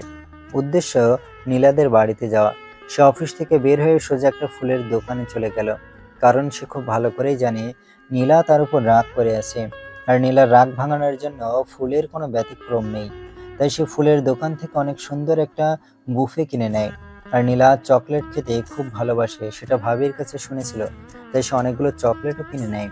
এই সব কিছু নিয়ে সে ঘন্টাখানেকের মধ্যে নীলাদের বাড়িতে পৌঁছায়। আর কলিং বেল চাপ দিতে তাদের বাড়ির কাজের মেয়ে এসে দরজা খোলে। তাই তখন সে কাজের মেয়ের কাছে নীলার বিষয়ে জিজ্ঞাসা করলে সে বলে নীলা তার রুমে রয়েছে। তাই সে সেখানে আর এক মুহূর্ত দেরি না করে নীলার রুমের সামনে চলে যায়। কিন্তু সে সেখানে গিয়ে দেখতে পায় নীলার রুমের দরজা ভেতর থেকে বন্ধ। তাই সে দরজার সামনে দাঁড়িয়ে দরজায় নক করে। নীলা প্লিজ দরজাটা একবার খোলো। কিন্তু অনেকক্ষণ নক করবার পরও নীলা দরজা খুলছিল না। তাই অবশেষে নীল বলে, নীলা, তুমি যদি এইবার দরজা না খুলো তাহলে কিন্তু আমি সত্যি সত্যি চলে যাচ্ছি। আমি এত কষ্ট করে অফিসের কাজ শেষ করে তোমার সঙ্গে দেখা করতে এলাম, আর তুমি রুমের দরজা বন্ধ করে ঘরের ভেতর বসে আছো। আচ্ছা ঠিক আছে, বসেই থাকো, আমি চলে যাচ্ছি। কথাটা বলে নীল সেখান থেকে চলে যেতে চাইছিল। এমন সময় পেছন থেকে নীলা দরজা খুলে বলে। ভেতরে আসুন। তখন নীল আর কোনো কথা না বলে চুপচাপ রুমের ভেতরে আসে আর তার কিনে আনা গিফটগুলো নীলার হাতে তুলে দেয়। আপনাকে এইসব আনার কথা কে বলেছে? কেউ বলেনি তো, আমি নিজেই এনেছি। কারণ আমাকে ভালো করে জানি তুমি এই জিনিসগুলো খুব পছন্দ করো, তাই আনলাম। আমি তো আপনাকে একবারই বলেছি আপনি আমাকে তুমি করে বলবেন না, তারপরও আপনি কেন আমাকে তুমি করে বলার সাহস দেখাচ্ছেন? আমার কেন জানি না আপনি আপনি শব্দটা মুখে আসছে না। আমি তোমাকে আপনি আপনি করে বলতে পারছি না। আচ্ছা ঠিক আছে, এখন বলুন আপনি এখানে কেন এসেছেন? তোমার সঙ্গে দেখা করতে এসেছি। আচ্ছা যাই হোক, যদি কিছু মনে না করো আমাকে একটা কফি খাওয়াতে পারবে? তখন নীলা হ্যাঁ বা না কোনো উত্তর না দিয়ে রুম থেকে বের হয়ে নিচে চলে যায় এবং নীলের জন্য এক কাপ কফি বানিয়ে নিয়ে আসে। কফিটা নীলের হাতে তুলে দিতে নীল বলে। কি ব্যাপার নীলা, তোমাকে আমার জন্য আনতে বললাম, সেই জন্য তুমি একটা কফি বানিয়ে আনলে। আমি এটা একা একা খাবো নাকি? আমার এখন কফি খাওয়ার মুড নেই, তাই আমি আপনার জন্য বানিয়ে নিয়েছি। তখন আর কোনো কথা না বলে নীল কফির মগটা হাতে নেয় এবং কফিতে চুমুক দিতে থাকে। কিছুটা খাওয়ার পর সে নীলার দিকে তাকিয়ে বলে। এক চমক নাও, আমার একা খেতে ভালো লাগছে না। একা একা যদি খেতে না পারেন তাহলে আপনার অফিসের ওই রঙ্গিলা অ্যাসিস্ট্যান্টকে ডেকে নেন, সময় দিতেই চায়, সে তো আপনাকে সময় দিতেই চায়, তার তফুরন্ত সময়, তাকে ডেকে নেন। প্লিজ নীলা, এখানে তুমি আর আমি ছাড়া অন্য কেউ নেই, তাই আমি চাই না অন্য কাউকে এখানে টেনে আনো। তখন নীলা আর কোনো কথা না বলে চুপচাপ বসে থাকে আর নীল তখন কফির মগটা নীলার মুখের সামনে তুলে ধরে। নীলা মুখ খুলে কিছু একটা বলতে চাইছিল, তখনই নীল মগ থেকে কিছুটা কফি নীলার মুখে ঢেলে দেয়। কফিটা খুবই গরম ছিল, মুখে থাকলে জিহ্বা পুড়ে যেতে পারে। তাই নীলা কিছু না বলে কফিটা গিলে আর তারপর বলে। এটা কি করলেন আপনি?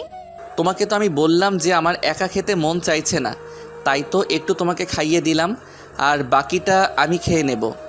কথাটা বলে আর কোনো উত্তরের অপেক্ষা না করে নীল কফিটা শেষ করে নেয়। তারপর নীলাকে বলে। নীলা, বেরোবে একটু আমার সাথে? না, আমার বাইরে যেতে ভালো লাগে না, আর আপনার সাথে তো প্রশ্নই ওঠে না, কারণ আপনার তো বাইরে যাওয়ার মতো মানুষ আছে। আপনার যদি বাইরে যাওয়ার ইচ্ছা থাকে তাহলে আপনি তাকেই নিয়ে যান। প্লিজ নীলা, ওসব কথা টেনো না। আমি ওইসব কথার মধ্যে যেতে চাইছি না। আমি তোমাকে যেটা বলতে চাই যে তুমি সেটা বোঝার চেষ্টা করো। কিন্তু নীলা সেই সব কথা শুনতে রাজি না। নীল এখন যতক্ষণ নীলার সামনে থাকবে নীলার রাগ যেন বেড়েই চলেছে। তাই নীলা নীলকে বলে। আপনার যদি কথা বলা শেষ হয়ে থাকে তাহলে আপনি এখন আসতে পারেন, আমি আর আপনার সঙ্গে কোনো কথা বলতে ইচ্ছুক নই। নীলা প্লিজ, এভাবে বলতে হয় না। তুমি একটু ভালো করে কথা বলো আমার সাথে। আমি আপনার গার্লফ্রেন্ড নাকি নাকি বিয়ে করা বউ যে আমি আপনার সঙ্গে রসের আলাপ করব? রসের আলাপ করার জন্য তো আপনার অফিসের অ্যাসিস্ট্যান্ট হয়েছে। আপনার যদি রসের আলাপ করবার এতই প্রয়োজন পড়ে তাহলে আপনি তার কাছে যাচ্ছেন না কেন? Neela please, don't cross your limit. তুমি কিন্তু আমার ধৈর্যের বাঁধ ভেঙে দিচ্ছ বলে দিলাম। আপনার যদি সেটা মনে হয়ে থাকে তাহলে তাই, আমি আর কিছুই বলতে চাই না। Please leave me alone. আমি যাব না এখান থেকে, আর তোমাকে আমি একা থাকতে দেব না। আমি এখানেই থাকবো আর তোমার সাথেই থাকবো। দেখি তুমি কি করতে পারো। প্রয়োজন পড়লে আমি আপনাকে বাড়ি থেকে বের করে দিব, কিন্তু আমার মনে হয় সেটার প্রয়োজন হবে না, কারণ আপনি তো ভদ্র ফ্যামিলির মানুষ। ভদ্রতা বলতে হয়তো কিছুটা আপনার মধ্যে আছে। কিন্তু সেই সব কথা যেন নিজের কান পর্যন্ত পৌঁছাচ্ছিল না। সে তার মতো করে রয়েছে। ঠিক তখনই নীলাম তার হাত ধরে আর রুমের বাইরে বের করে দিতে চাইছিল, কিন্তু নীল সেটা হতে না দিয়ে নীলাকে ঘুরিয়ে দিয়ে নীলার দিকে এগোতে শুরু করে। নীলা এক পা করে পেছাতে পেছাতে বলে। কি ব্যাপার, আপনি এইভাবে আমার দিকে এগোচ্ছেন কেন? তুমি আমার কথা শুনতে চাইছো না, এখন আমি তোমাকে আমার কথা শোনাবো। কথাটা বলে নীল নীলার দিকে এগোতে থাকে আর নীলা পেছনের দিকে পেছাতে থাকে। নীল এভাবে তার দিকে এগোচ্ছে এটা দেখে নীলা অনেকটাই ভয় পেয়ে যায়, কারণ সারা বাড়িতে সে ছাড়া আর কেউ নেই, কারণ তার বাবা এখনো নীলদের বাড়িতে রয়েছে আর কাজের মেয়েটা হয়তো এতক্ষণে চলে গেছে। নীলা কাঁপা কাঁপা গলায় বলতে থাকে। আরে আপনি এইভাবে আমার দিকে এগোচ্ছেন কেন? বললাম তো যাতে তুমি আমার কথা শুনতে বাধ্য হও সেটার ব্যবস্থা করব। ততক্ষণে নীলার পিঠ দেয়ালে ঠেকে গেছে, সে আর পিছাতে পারছে না। কোনো রকমে নীলের কাছ থেকে পালাতেও পারছে না। তাই সে নীলকে বলতে থাকে, দেখুন একদমই ভালো হচ্ছে না কিন্তু। আপনি এখান থেকে সরুন আর আমাকে যেতে দিন, তা না হলে কিন্তু আমি চিৎকার করতে শুরু করব। সে তোমার যা ইচ্ছে তুমি তাই করতে পারো, আমি তোমাকে এই বিষয়ে কোনো বাধা দেব না, কারণ আমি খুব ভালো করে জানি সারা বাড়িতে কেউ নেই, আর তোমার চিৎকার শুনে যদি আশপাশ বাড়ির কেউ চলে আসে তাহলে মান ইজ্জত তোমার যাবে, আমার নয়। তখন নীলা মনে মনে ভেবে নিল সেটা একদম ঠিক কথাই বলছে, কারণ আশেপাশের মানুষ চলে আসলে তার মান ইজ্জত বলতে কোনো কিছুই থাকবে না। কারণ নীলকে এখানকার কেউ চেনে না। তাই সে নীলকে রিকোয়েস্ট করে বলতে থাকে, প্লিজ, আমি আপনাকে রিকোয়েস্ট করে বলছি আপনি এখান থেকে চলে যান। নীল ততক্ষণে তার একদম কাছাকাছি চলে গেছে। নীল আর তার মাঝে 1 ইঞ্চিও ফারাক নেই, এতটাই কাছাকাছি। নীলা ততক্ষণে নিজের চোখ বন্ধ করে নিয়েছে আর আল্লাহর নাম জপ করছে, কারণ সে ভাবতেই পারছে না তার সঙ্গে কি হতে চলেছে। এদিকে নীল এই বিষয়টা একদম এনজয় করছে। নীলার এতটাই কাছে চলে গেছে, নীলার বুকের ধড়ফড়ানি সে স্পষ্ট শুনতে পাচ্ছে। ভয়ে নীলার ঠোঁটগুলো কাঁপছে। নীলের মন চাইছে একবার আলতো করে তার ঠোঁটে একটু ভালোবাসার পরশ এঁকে দিতে, কিন্তু সে পরক্ষণেই ভাবছে এটা করা ঠিক হবে না। তখন নীল তার হাতের আঙুলটা নীল আর তুই ঠোঁটের উপর রেখে বলতে থাকে, কি ব্যাপার ম্যাডাম, এবার আমার কথা শুনবে নাকি একটু আদর করে দেব? কি বলবেন বলেন। আমি আপনার সব কথা শুনতে রাজি আছি। তোতলাতে তোতলাতে নীলা এই কথাগুলো বলছে, সেটা দেখে নীলের প্রচন্ড হাসি পাচ্ছে। তাই সে হেসে দিয়েই বলতে লাগলো, আসলে এভাবেই হয়তো কুকুরের বাঁকা লেজ সোজা করতে হয়, তাই না? আপনি কি আমার সঙ্গে মজা করছেন নাকি? সিরিয়াসলি ডার্লিং, আমি তোমার সঙ্গে মজা করতে যাব কেন? তাহলে আপনি এভাবে হাসছেন কেন? এখানে হাসার কি হলো? আমি তো সেটাই বুঝতে পারছি না। এইদিকে ভয়ে আমার কলিজা শুকিয়ে যাচ্ছে আর আপনি হাসছেন। আচ্ছা বাদ দাও ওসব কথা, এখন তুমি আমার সঙ্গে বাইরে যাচ্ছ কিনা সেটাই বলো। আচ্ছা ঠিক আছে, আমি যাব আপনার সঙ্গে। তখনই নীল বলতে থাকে, এইভাবে যাওয়া হবে না, নীলাকে একটা শাড়ি পরতে হবে। এরপর সে নীলাকে নিয়ে ঘুরতে বের হবে। কিন্তু নীলা তাতে সম্পূর্ণ অমত পোষণ করলো, কারণ সে শাড়ি পরতেই জানে না। তাই নীল তাকে বলে, কোনো সমস্যা নেই ডার্লিং, আমি তোমাকে শাড়ি পরিয়ে দেব, আমি অনেক সুন্দর করে শাড়ি পরাতে জানি। মাথা কি আপনার খারাপ হয়েছে নাকি আমার খারাপ হয়েছে? আমি তো সেটাই বুঝতে পারছি না। আপনি ভাবলেন কি করে যে আমি আপনার থেকে শাড়ি পরবো? সমস্যা এটাই যে আমি আপনার থেকে কোনোভাবেই শাড়ি পরবো না। তাতে কি হয়েছে, এখানে তো তুমি আর আমি ছাড়া অন্য কেউ নেই, কিন্তু দেখবে না যে আমি তোমাকে শাড়ি পরিয়ে দিচ্ছি, তাহলে সমস্যাটা কোথায়? একদমই নয়। আচ্ছা ঠিক আছে, তবে আপনার চোখ বন্ধ করে আমাকে শাড়ি পরিয়ে দিতে হবে। ওকে মাই ডিয়ার, কিন্তু তোমাকে শাড়ি পরেই আমার সঙ্গে বের হতে হবে। তখন নীলা আলমারি থেকে একটা শাড়ি বের করে এবং ওয়াশরুমে গিয়ে পেটিকোট আর ব্লাউজ পরে আসে। আর রুমে এসে নীলের চোখ দুটো বেঁধে দেয় আর নীলকে বলে শাড়ি পরিয়ে দিতে। তখন নীল হাতের ইশারায় শাড়ি পরাতে শুরু করে। শাড়ি পরানো প্রায় শেষ, আঁচলটা ঠিক করে দিতে যাবে অমনি হঠাৎ নীলের হাত চলে যায় নীলার বুকের ওপর। আর নীল নিজেকে কন্ট্রোল করতে না পেরে একটু চেপে ধরে। হাজার হোক সে একটা পুরুষ মানুষ আর একটা মেয়েকে ফাঁকা বাড়িতে পেয়েছে বলে কথা। নীলা তখনই কেঁপে ওঠে আর ধাক্কা দিয়ে নীলকে সরিয়ে দিয়ে বলে, এ কি করছেন কি আপনি এটা? এই জন্যই আপনাকে বলেছিলাম আমাকে শাড়ি পরিয়ে দিতে হবে না। আই এম সো সরি, আসলে এগুলো এতটাই নরম যে আমি ভেবেছিলাম হয়তো তুলোর বালিশ। এবার আপনার শাড়ি পরানো শেষ হয়েছে কিনা সেটাই বলুন। অতঃপর নীল শেষ হয়েছে বলে জানায় আর তখন নিজের চোখ দুটো খুলে দিতে বলে। তখন নীলা নীলের চোখ দুটো খুলে দেয় আর নীল তার দিকে তাকিয়ে একদম অবাক। শাড়িতে নীলাকে একদম পরীর মতো লাগছে। তাই সে একদম অপলক দৃষ্টি নিয়ে নীলার দিকে তাকিয়েছে। এটা দেখে নীলা তার চোখের সামনে আঙুলে তুড়ি দিয়ে বলে, এই যে মিস্টার, কি ব্যাপার, কি সমস্যা আপনার? আপনি এইভাবে তপ্তা হয়ে আমার দিকে তাকিয়ে আছেন কেন? আই লাভ ইউ নীলা। আরে আপনার সমস্যা কি? মাথা খারাপ হয়ে গেছে নাকি? সব পাগলের মতো প্রলাপ করছেন। এখন কি আপনি বের হবেন নাকি আমি শাড়িটা খুলে ফেলবো? আরে না, এসব কি বলছো তুমি? এত কষ্ট করে তোমাকে এত সুন্দর করে শাড়িটা পরালাম, আর এখন তুমি কি না বলছো শাড়িটা খুলে ফেলবে? তখন নীলা আর কোনো কথা বলেনি। তারপর নীল নীলাকে নিয়ে চুপচাপ বাসা থেকে বের হয়ে যায় ঘুরতে যাওয়ার উদ্দেশ্যে। সেদিন সারাটা বিকেল দুজনে ঘোরাঘুরি করলো। নীলার নিজেরও অনেক দিনের ইচ্ছে ছিল এভাবে শাড়ি পরে খোলা চুল নিয়ে কারোর বাইকের পিছনে বসে সারা শহর ঘুরে দেখা, আর আজ তার সেই ইচ্ছে পূরণ হলো। সারাদিন দুজনে ঘোরাঘুরি করলো, রাতে ডিনার করে তারপর বাসার দিকে রওনা দিল। তখনই হঠাৎ নীল বলল, নীলা, আজ তোমাকে ওই বাড়িতে যেতে হবে না, তুমি আমার সঙ্গে আমাদের বাড়িতে চলো। না, সেটা তো হবে না। সেদিন আপনি আমাকে এত অপমান করে আপনাদের বাড়ি থেকে বের করে দিলেন, এখন তো আমি কোনোভাবেই ওই বাড়িতে যাব না। তখন নীল অনেক রিকোয়েস্ট করে বলার পরও নীলাম ওই বাড়িতে যাওয়ার জন্য রাজি হলো না। তাই অবশেষে নীল বাধ্য হয়ে নীলাকে তাদের বাড়িতেই রেখে আসলো, আর সে নিজের বাড়িতে চলে আসে। বাড়িতে পৌঁছাতে পৌঁছাতে তার রাত প্রায় 12টার মতো বেজে গেছিল। ড্রয়িং রুমে বসে তার মা তার জন্য অপেক্ষা করেছিল। এমন সময় সে বাড়ির ভিতরে প্রবেশ করতেই তার মা তাকে জিজ্ঞাসা করে, কি ব্যাপার, তুমি এতক্ষণ কোথায় ছিলে? আর আমি সেই কখন থেকে তোমাকে ফোন করছি, তুমি ফোন তুলছে না কেন?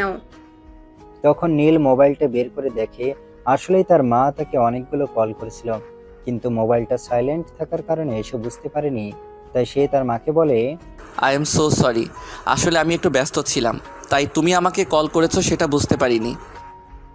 আচ্ছা ঠিক আছে, কোনো সমস্যা নেই, এখন খেতে এসো। আমি তোমার খাবারটা গরম করে আনছি, 5 মিনিটের মধ্যে ফ্রেশ হয়ে চলে আসবে কিন্তু।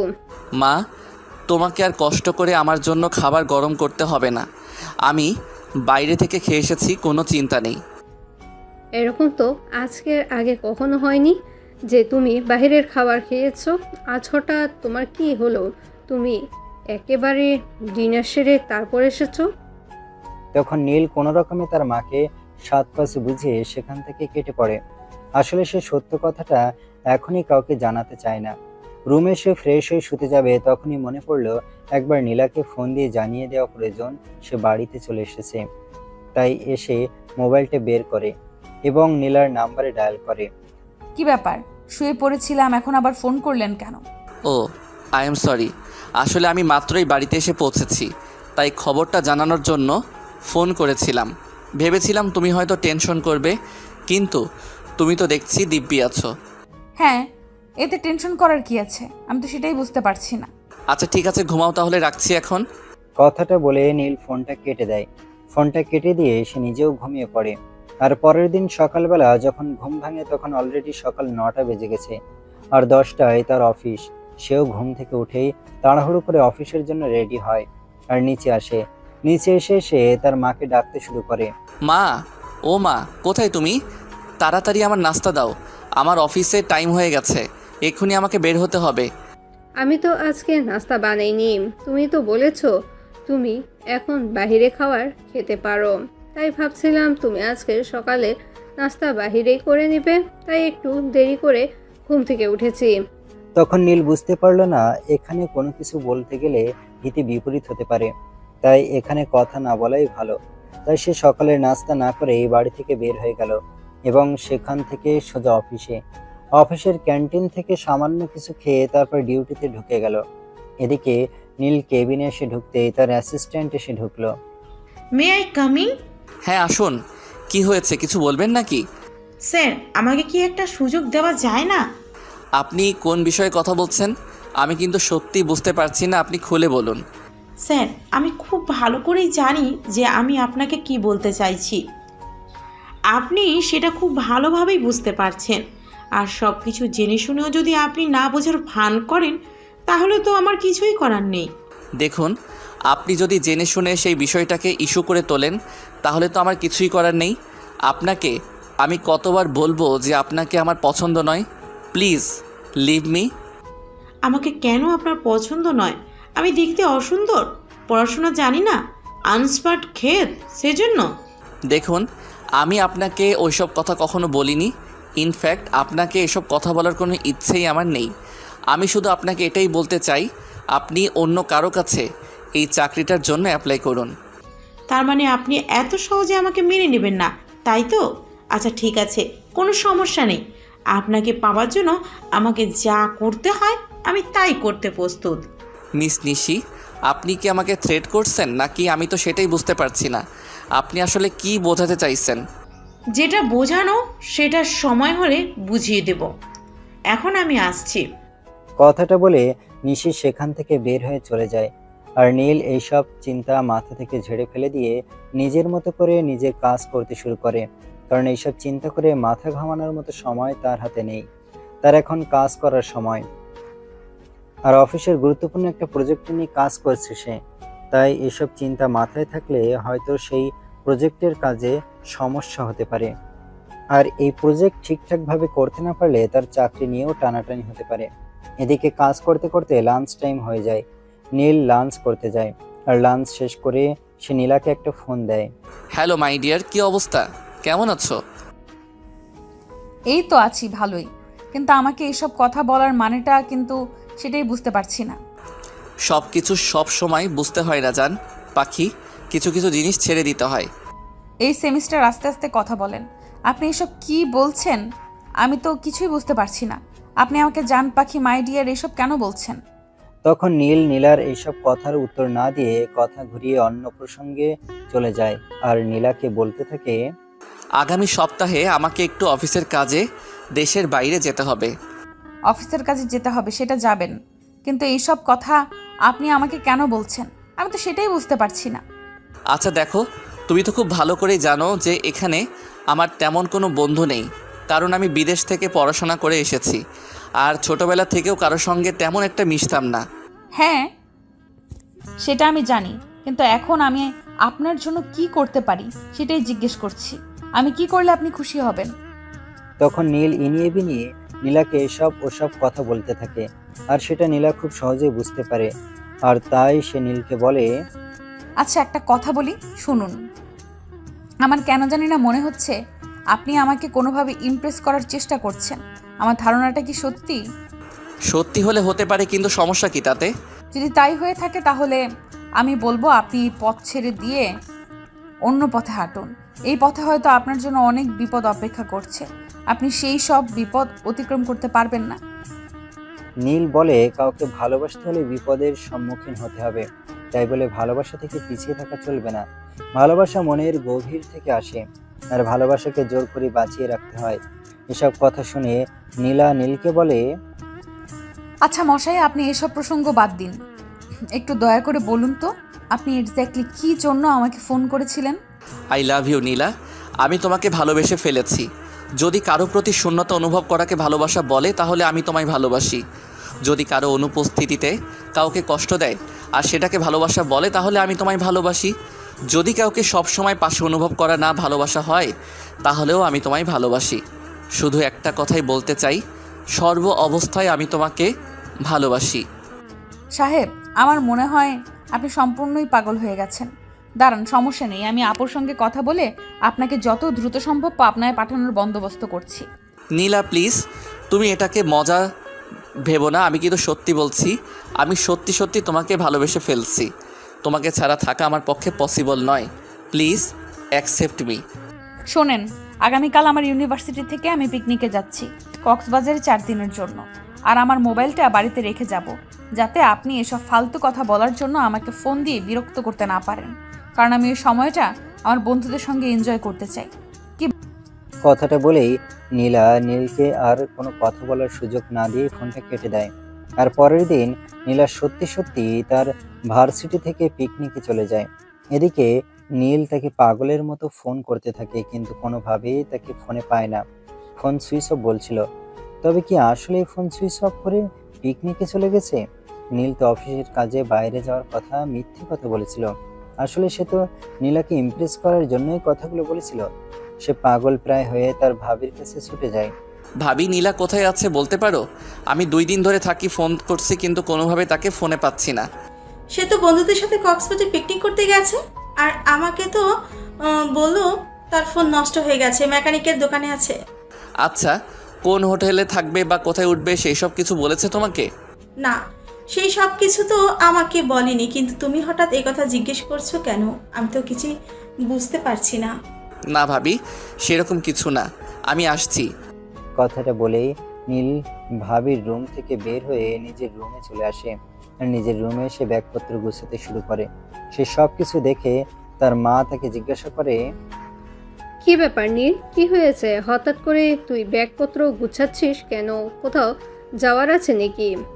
একটু অফিসের কাজে বাইরে যাচ্ছি, ফিরতে 2 দিন দেরি হবে। কথাটা বলে নীল কোনো রকমে মাকে কাটিয়ে সেখান থেকে বের হয়ে গেল। উদ্দেশ্য কক্সবাজার। ঢাকা থেকে সোজা কক্সবাজারের একটা টিকিট করে নেয় আর বাসে করে সোজা সেখানে চলে যায়। তারপরেই সে নীলাকে খুঁজতে শুরু করে, কিন্তু কোথাও খুঁজে পাওয়া যায় না। সে সমুদ্রের পাড়ে, হোটেলে, বিভিন্ন জায়গায় খুঁজতে থাকে। অবশেষে একটা হোটেলে এসে নীলার খোঁজ পায়। ম্যানেজারের কাছ থেকে পারমিশন নিয়ে নীল সোজা নীলার রুমে চলে যায়। তখন সে বন্ধুদের সঙ্গে বসে আড্ডা দিচ্ছিল, আর হঠাৎ নীলকে সেখানে দেখে সে চমকে গিয়ে বলতে থাকে, ব্যাপার, আপনি এখানে কিভাবে এলেন? আর আমি এখানে আছি সেটা জানলেন কি করে? নীলা, তোমাকে আর এখানে থাকতে হবে না, তুমি চলো আমার সঙ্গে। আরে, আপনার কি মাথা খারাপ হয়ে গেছে নাকি? আমি তো সেটাই বুঝতে পারছি না। আমি এখানে আমার বন্ধুদের সঙ্গে ঘুরতে এসেছি, আর আমি এখানে আছি সেটা আপনি জানলেন কি করে? তখন নীল সমস্ত ঘটনা নীলাকে খুলে বলে। আর এসব কিছু শুনে নীলার বন্ধুরা হাসতে শুরু করে। সেটা দেখে নীল বলে, আমাকে নিয়ে তোমরা এভাবে হাসাহাসি করছো কেন? আমি সেটাই বুঝতে পারছি না। আসলে কি তোমরা জীবনে কখনো কাউকে ভালোবেসে দেখোনি? ওরা ভালোবেসে দেখেছে, কিন্তু পাগল দেখেনি। আপনি আসলেই একটা পাগল। হ্যাঁ, তুমি যদি আমাকে পাগল বানিয়ে রাখতে চাও তাহলে আমি আসলেই পাগল, তবে শুধু সেটা তোমার জন্য, অন্য কারোর জন্য নয়। এখন তুমি চলো তো আমার সঙ্গে। তখন নীলার বন্ধুরা বলতে থাকে, নীলা এখন কোনোভাবে এখান থেকে যেতে পারবে না, কারণ তারা সবাই বাবা মায়ের সঙ্গে বলে এসেছে নীলা এখানে এসেছে বলেই তারা এসেছে। আর নীলার ভরসাতেই সবার বাবা মা রাজি হয়ে এখানে আসতে দিয়েছে। কিন্তু এখন যদি নীলা চলে যায় আর সেটা কোনোভাবেও তাদের বাবা মা জানতে পারে, তাহলে তাদের অবস্থা খারাপ করে ছেড়ে দেবে। তখন নীল সবার সামনেই বলতে থাকে, আচ্ছা ঠিক আছে, কোনো সমস্যা নেই। তাহলে তোমরা যে কয়দিন এখানে থাকছো আমিও এখানে থাকছি। আপনি এখান থেকে যাবেন নাকি আমি এক্ষুনি বাড়িতে ফোন দিয়ে সব কিছু বলে দিব? আপনি আমাকে বিরক্ত করবার জন্য এখানেও চলে এসেছেন? তখন নীল একটু মুচকি হাসি দিয়ে বলতে থাকে, সে তোমার ইচ্ছে থাকলে তুমি করতেই পারো, কিন্তু আমি বাড়িতে বলে এসেছি আমি অফিসের কাজে বাইরে যাচ্ছি। এখন যদি তুমি সবাইকে ফোন দিয়ে এটা বলো তাহলে বাকি বিষয়টা সামনে নেওয়ার দায়িত্ব তোমার। আমি কিছুই জানি না। আপনি এরকম কেন করছেন? আমি তো সেটাই বুঝতে পারছি না। প্লিজ আপনি এখান থেকে চলে যান। কিন্তু নীল তো সিদ্ধান্ত নিয়েই ফেলেছে, সে এখন আর কোনো কথাই শুনবে না। নীলা এখানে যতদিন থাকছে সেও এখানে ততদিন থাকবে। তাই সে ব্যাগ রেখে ম্যানেজারের কাছে চলে যায় আর একটা রুম তার জন্য বুকিং করে নেয়। আর এইসব কিছু দেখে নীলার বন্ধুরা নীলাকে নিয়ে হাসাহাসি করেছিল। নীলা এই বিষয়টা কোনোভাবেই মেনে নিতে পারছিল না, তাই সে নীলের কাছে যায় আর নীলকে বলে, আপনি এখানে কেন এসেছেন? তোমাকে কতবার ফোন দিয়েছি, তোমার ফোনটা সুইচ অফ কেন? আপনাকে তো আমি এখানে আসার আগেই বলে দিয়েছিলাম আমার ফোনটা সুইচ অফ করে তারপর এই বাড়ি থেকে বের হব। তারপরও কেন আপনি আমার সঙ্গে যোগাযোগ করার চেষ্টা করেছেন? আর এইখানে এবার কোন সাহসে চলে এসেছেন? নীলা, আমি প্রতিটা মুহূর্তে তোমার অনুপস্থিতি অনুভব করি। তোমাকে ছাড়া আমি একটা মুহূর্ত থাকতে পারি না, তাই পাগলের মতো এখানে ছুটে চলে এসেছি। Please Nila, accept me. তখন নীলা তার বন্ধুদের অনেক বুঝিয়ে সুঝিয়ে নীলকে নিয়ে বাড়িতে চলে আসে। আর বাড়িতে এসে নীলা নিজেই সমস্ত ঘটনা সবাইকে খুলে বলে। সবকিছু শুনে নীলের মা নীলাকে বলে, দেখো মা, ছেলেটা তো আমার, ছেলেটার সম্পর্কে আমি কিন্তু খুব ভালো করেই জানি।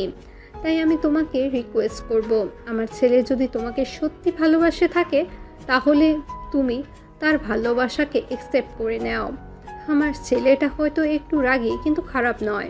কিন্তু আন্টি, আমার বাবা এখনো বেঁচে আছেন।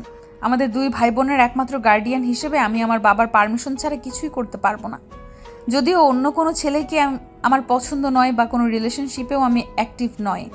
ঠিক আছে মা, তুমি রাজি আছো এতেই হবে। আমি তোমার বাবার সঙ্গে কথা বলে তোমার বাবাকে রাজি করিয়ে নিব। তাছাড়া আমি খুব ভালো করেই জানি তোমার বাবা আমার ছেলের বিষয়ে কখনো অমত করবে না, কারণ আমি তোমার বোনের যখন বিয়ের সম্বন্ধ নিয়ে গিয়েছিলাম তখন তুমি নিজের চোখে দেখেছিলে তোমার বাবা এক কথাতে রাজি হয়ে গেছিল। তারপর সবাই এটাই আলোচনা করতে থাকে, বিয়েটা কবে দেওয়া যায় আর কিভাবে দেওয়া যায়। আর ঠিক এমন সময় একটা কালবৈশাখীর ঝড় সেখানে এসে উপস্থিত হয়।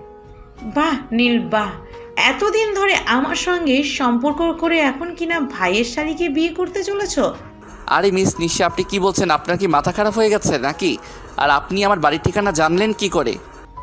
আপনি আমার সঙ্গে এত বড় একটা কাজ করতে পেরেছেন, আর আমি আপনার বাড়ির ঠিকানা জোগাড় করতে পারবো না? এটা তো হতে পারে না। আমি কি কাজ করলাম আমি তো সেটাই বুঝতে পারছি না। আসলে আপনি কি বলতে চাইছেন আর কি বোঝাতে চাইছেন বিষয়টা একটু খুলে বলবেন?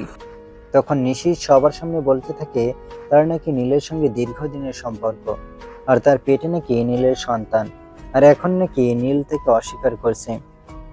কথাটা বলতে দেরি হলো, কিন্তু নীলা সেখান থেকে উঠে গিয়ে নিশির দুই গালে ঠাস ঠাস করে দুইটা চড় বসাতে দেরি হলো না। তারপর নিশিকে নীলা বলতে থাকে, এখান থেকে বের হয়ে যাবি নাকি উষ্টা মেরে বের করে দিব? দেখুন, আপনি কিন্তু ভুল করছেন। নীলের সঙ্গে আমার সত্যি একটি সম্পর্ক রয়েছে, আর নীলের সন্তান আমার পেটে। তাই এমন কিছু করবেন না যাতে আমি আইনের দ্বারস্থ হতে বাধ্য হই। তোর যা খুশি তুই তা কর, কিন্তু এখান থেকে উষ্টা খাওয়ার আগে বের হয়ে যা। কারণ নীলের সম্পর্কে আমি খুব ভালো করেই জানি নীল কখনোই এমন কাজ করতেই পারে না। তোদের মতো মেয়েদের আমার খুব ভালো করেই জানা আছে। তুই এক্ষুনি এখান থেকে বের হয়ে যা, আমি তোর চেহারাটাও দেখতে চাইছি না। কিন্তু নিশি সেখান থেকে যেতেই চাইছে না, কারণ সে আজ পাকাপোক্তভাবে এখানে থেকে যাওয়ার জন্য এসেছে। আর এদিকে নীলাও তাকে কোনোভাবেই নীলের ভালোবাসার দখল নিতে দেবে না। তাই সে নিজেকে আবারও বলে, তুই এখান থেকে বের হবি নাকি আমি তোকে উষ্টা মেরে বের করে দেব। তখন নিশি আর কোনো উপায়ান্তর না দেখে সেখান থেকে বের হয়ে চলে গেল। আর তখন নীলার পিছনে এসে দাঁড়ালো, আর নীলার কাঁধে হাত রেখে বলতে থাকলো, বাহ, তুমি পারবে নিজের ভালোবাসাকে ধরে রাখতে? হ্যাঁ, তো যখন জানি ভালোবাসাটা শুধুই আমার, তখন আমি আমার ভালোবাসা অন্য কাউকে ভালোবাসতে দেব কেন? তাহলে সেদিন তুমি আমার সঙ্গে এরকম ব্যবহার কেন করেছিলে? সেদিন তো আমি তোমাকে কত রিকোয়েস্ট করে বলেছিলাম আমার কথা একবার বিশ্বাস করবার জন্য, কিন্তু সেদিন তো তুমি কোনোভাবেই আমার কোনো কথাই শুনতে চাইছিলে না। আসলে সেদিন আমি ওই মেয়েটাকে তোমার খুব কাছাকাছি দেখে কোনোভাবেই সহ্য করতে পারছিলাম না, তাই তো এরকম বিহেভ করেছিলাম। কিন্তু এখন তো আমি বুঝতে পারলাম যে তুমি অন্য কাউকে নয়, শুধুই আমাকে ভালোবাসো। আর নিজের ভালোবাসাকে তো নিজেকে ধরে রাখতে হবে। আমি কেন এটা অন্যের হাতে তুলে দেব? আমার ভালোবাসা আমি আগলে রাখবো। সত্যি তুমি আমাকে এতটা ভালোবাসো? কেন, আমার ভালোবাসা বুঝি তোমার বিশ্বাস হয় না? হবে না কেন? যদি বিশ্বাস নাই করতাম তাহলে কি এতদিন ধরে তোমার পেছনে পাগলের মতো ছুটে বেড়াতাম? তাহলে আজ আবার আমায় একবার প্রপোজ করো তো। নীলার কথায় নীল আর এক মুহূর্ত দেরি না করে পরিবারের সবার সামনে নীলাকে আবারও প্রপোজ করলো। আর নীলা সেই প্রপোজাল অ্যাকসেপ্ট করে নীলকে তার বুকে টেনে নিল। তারপর দুজনে মিলে সূচনা করলো নতুন একটা ভালোবাসার গল্পের।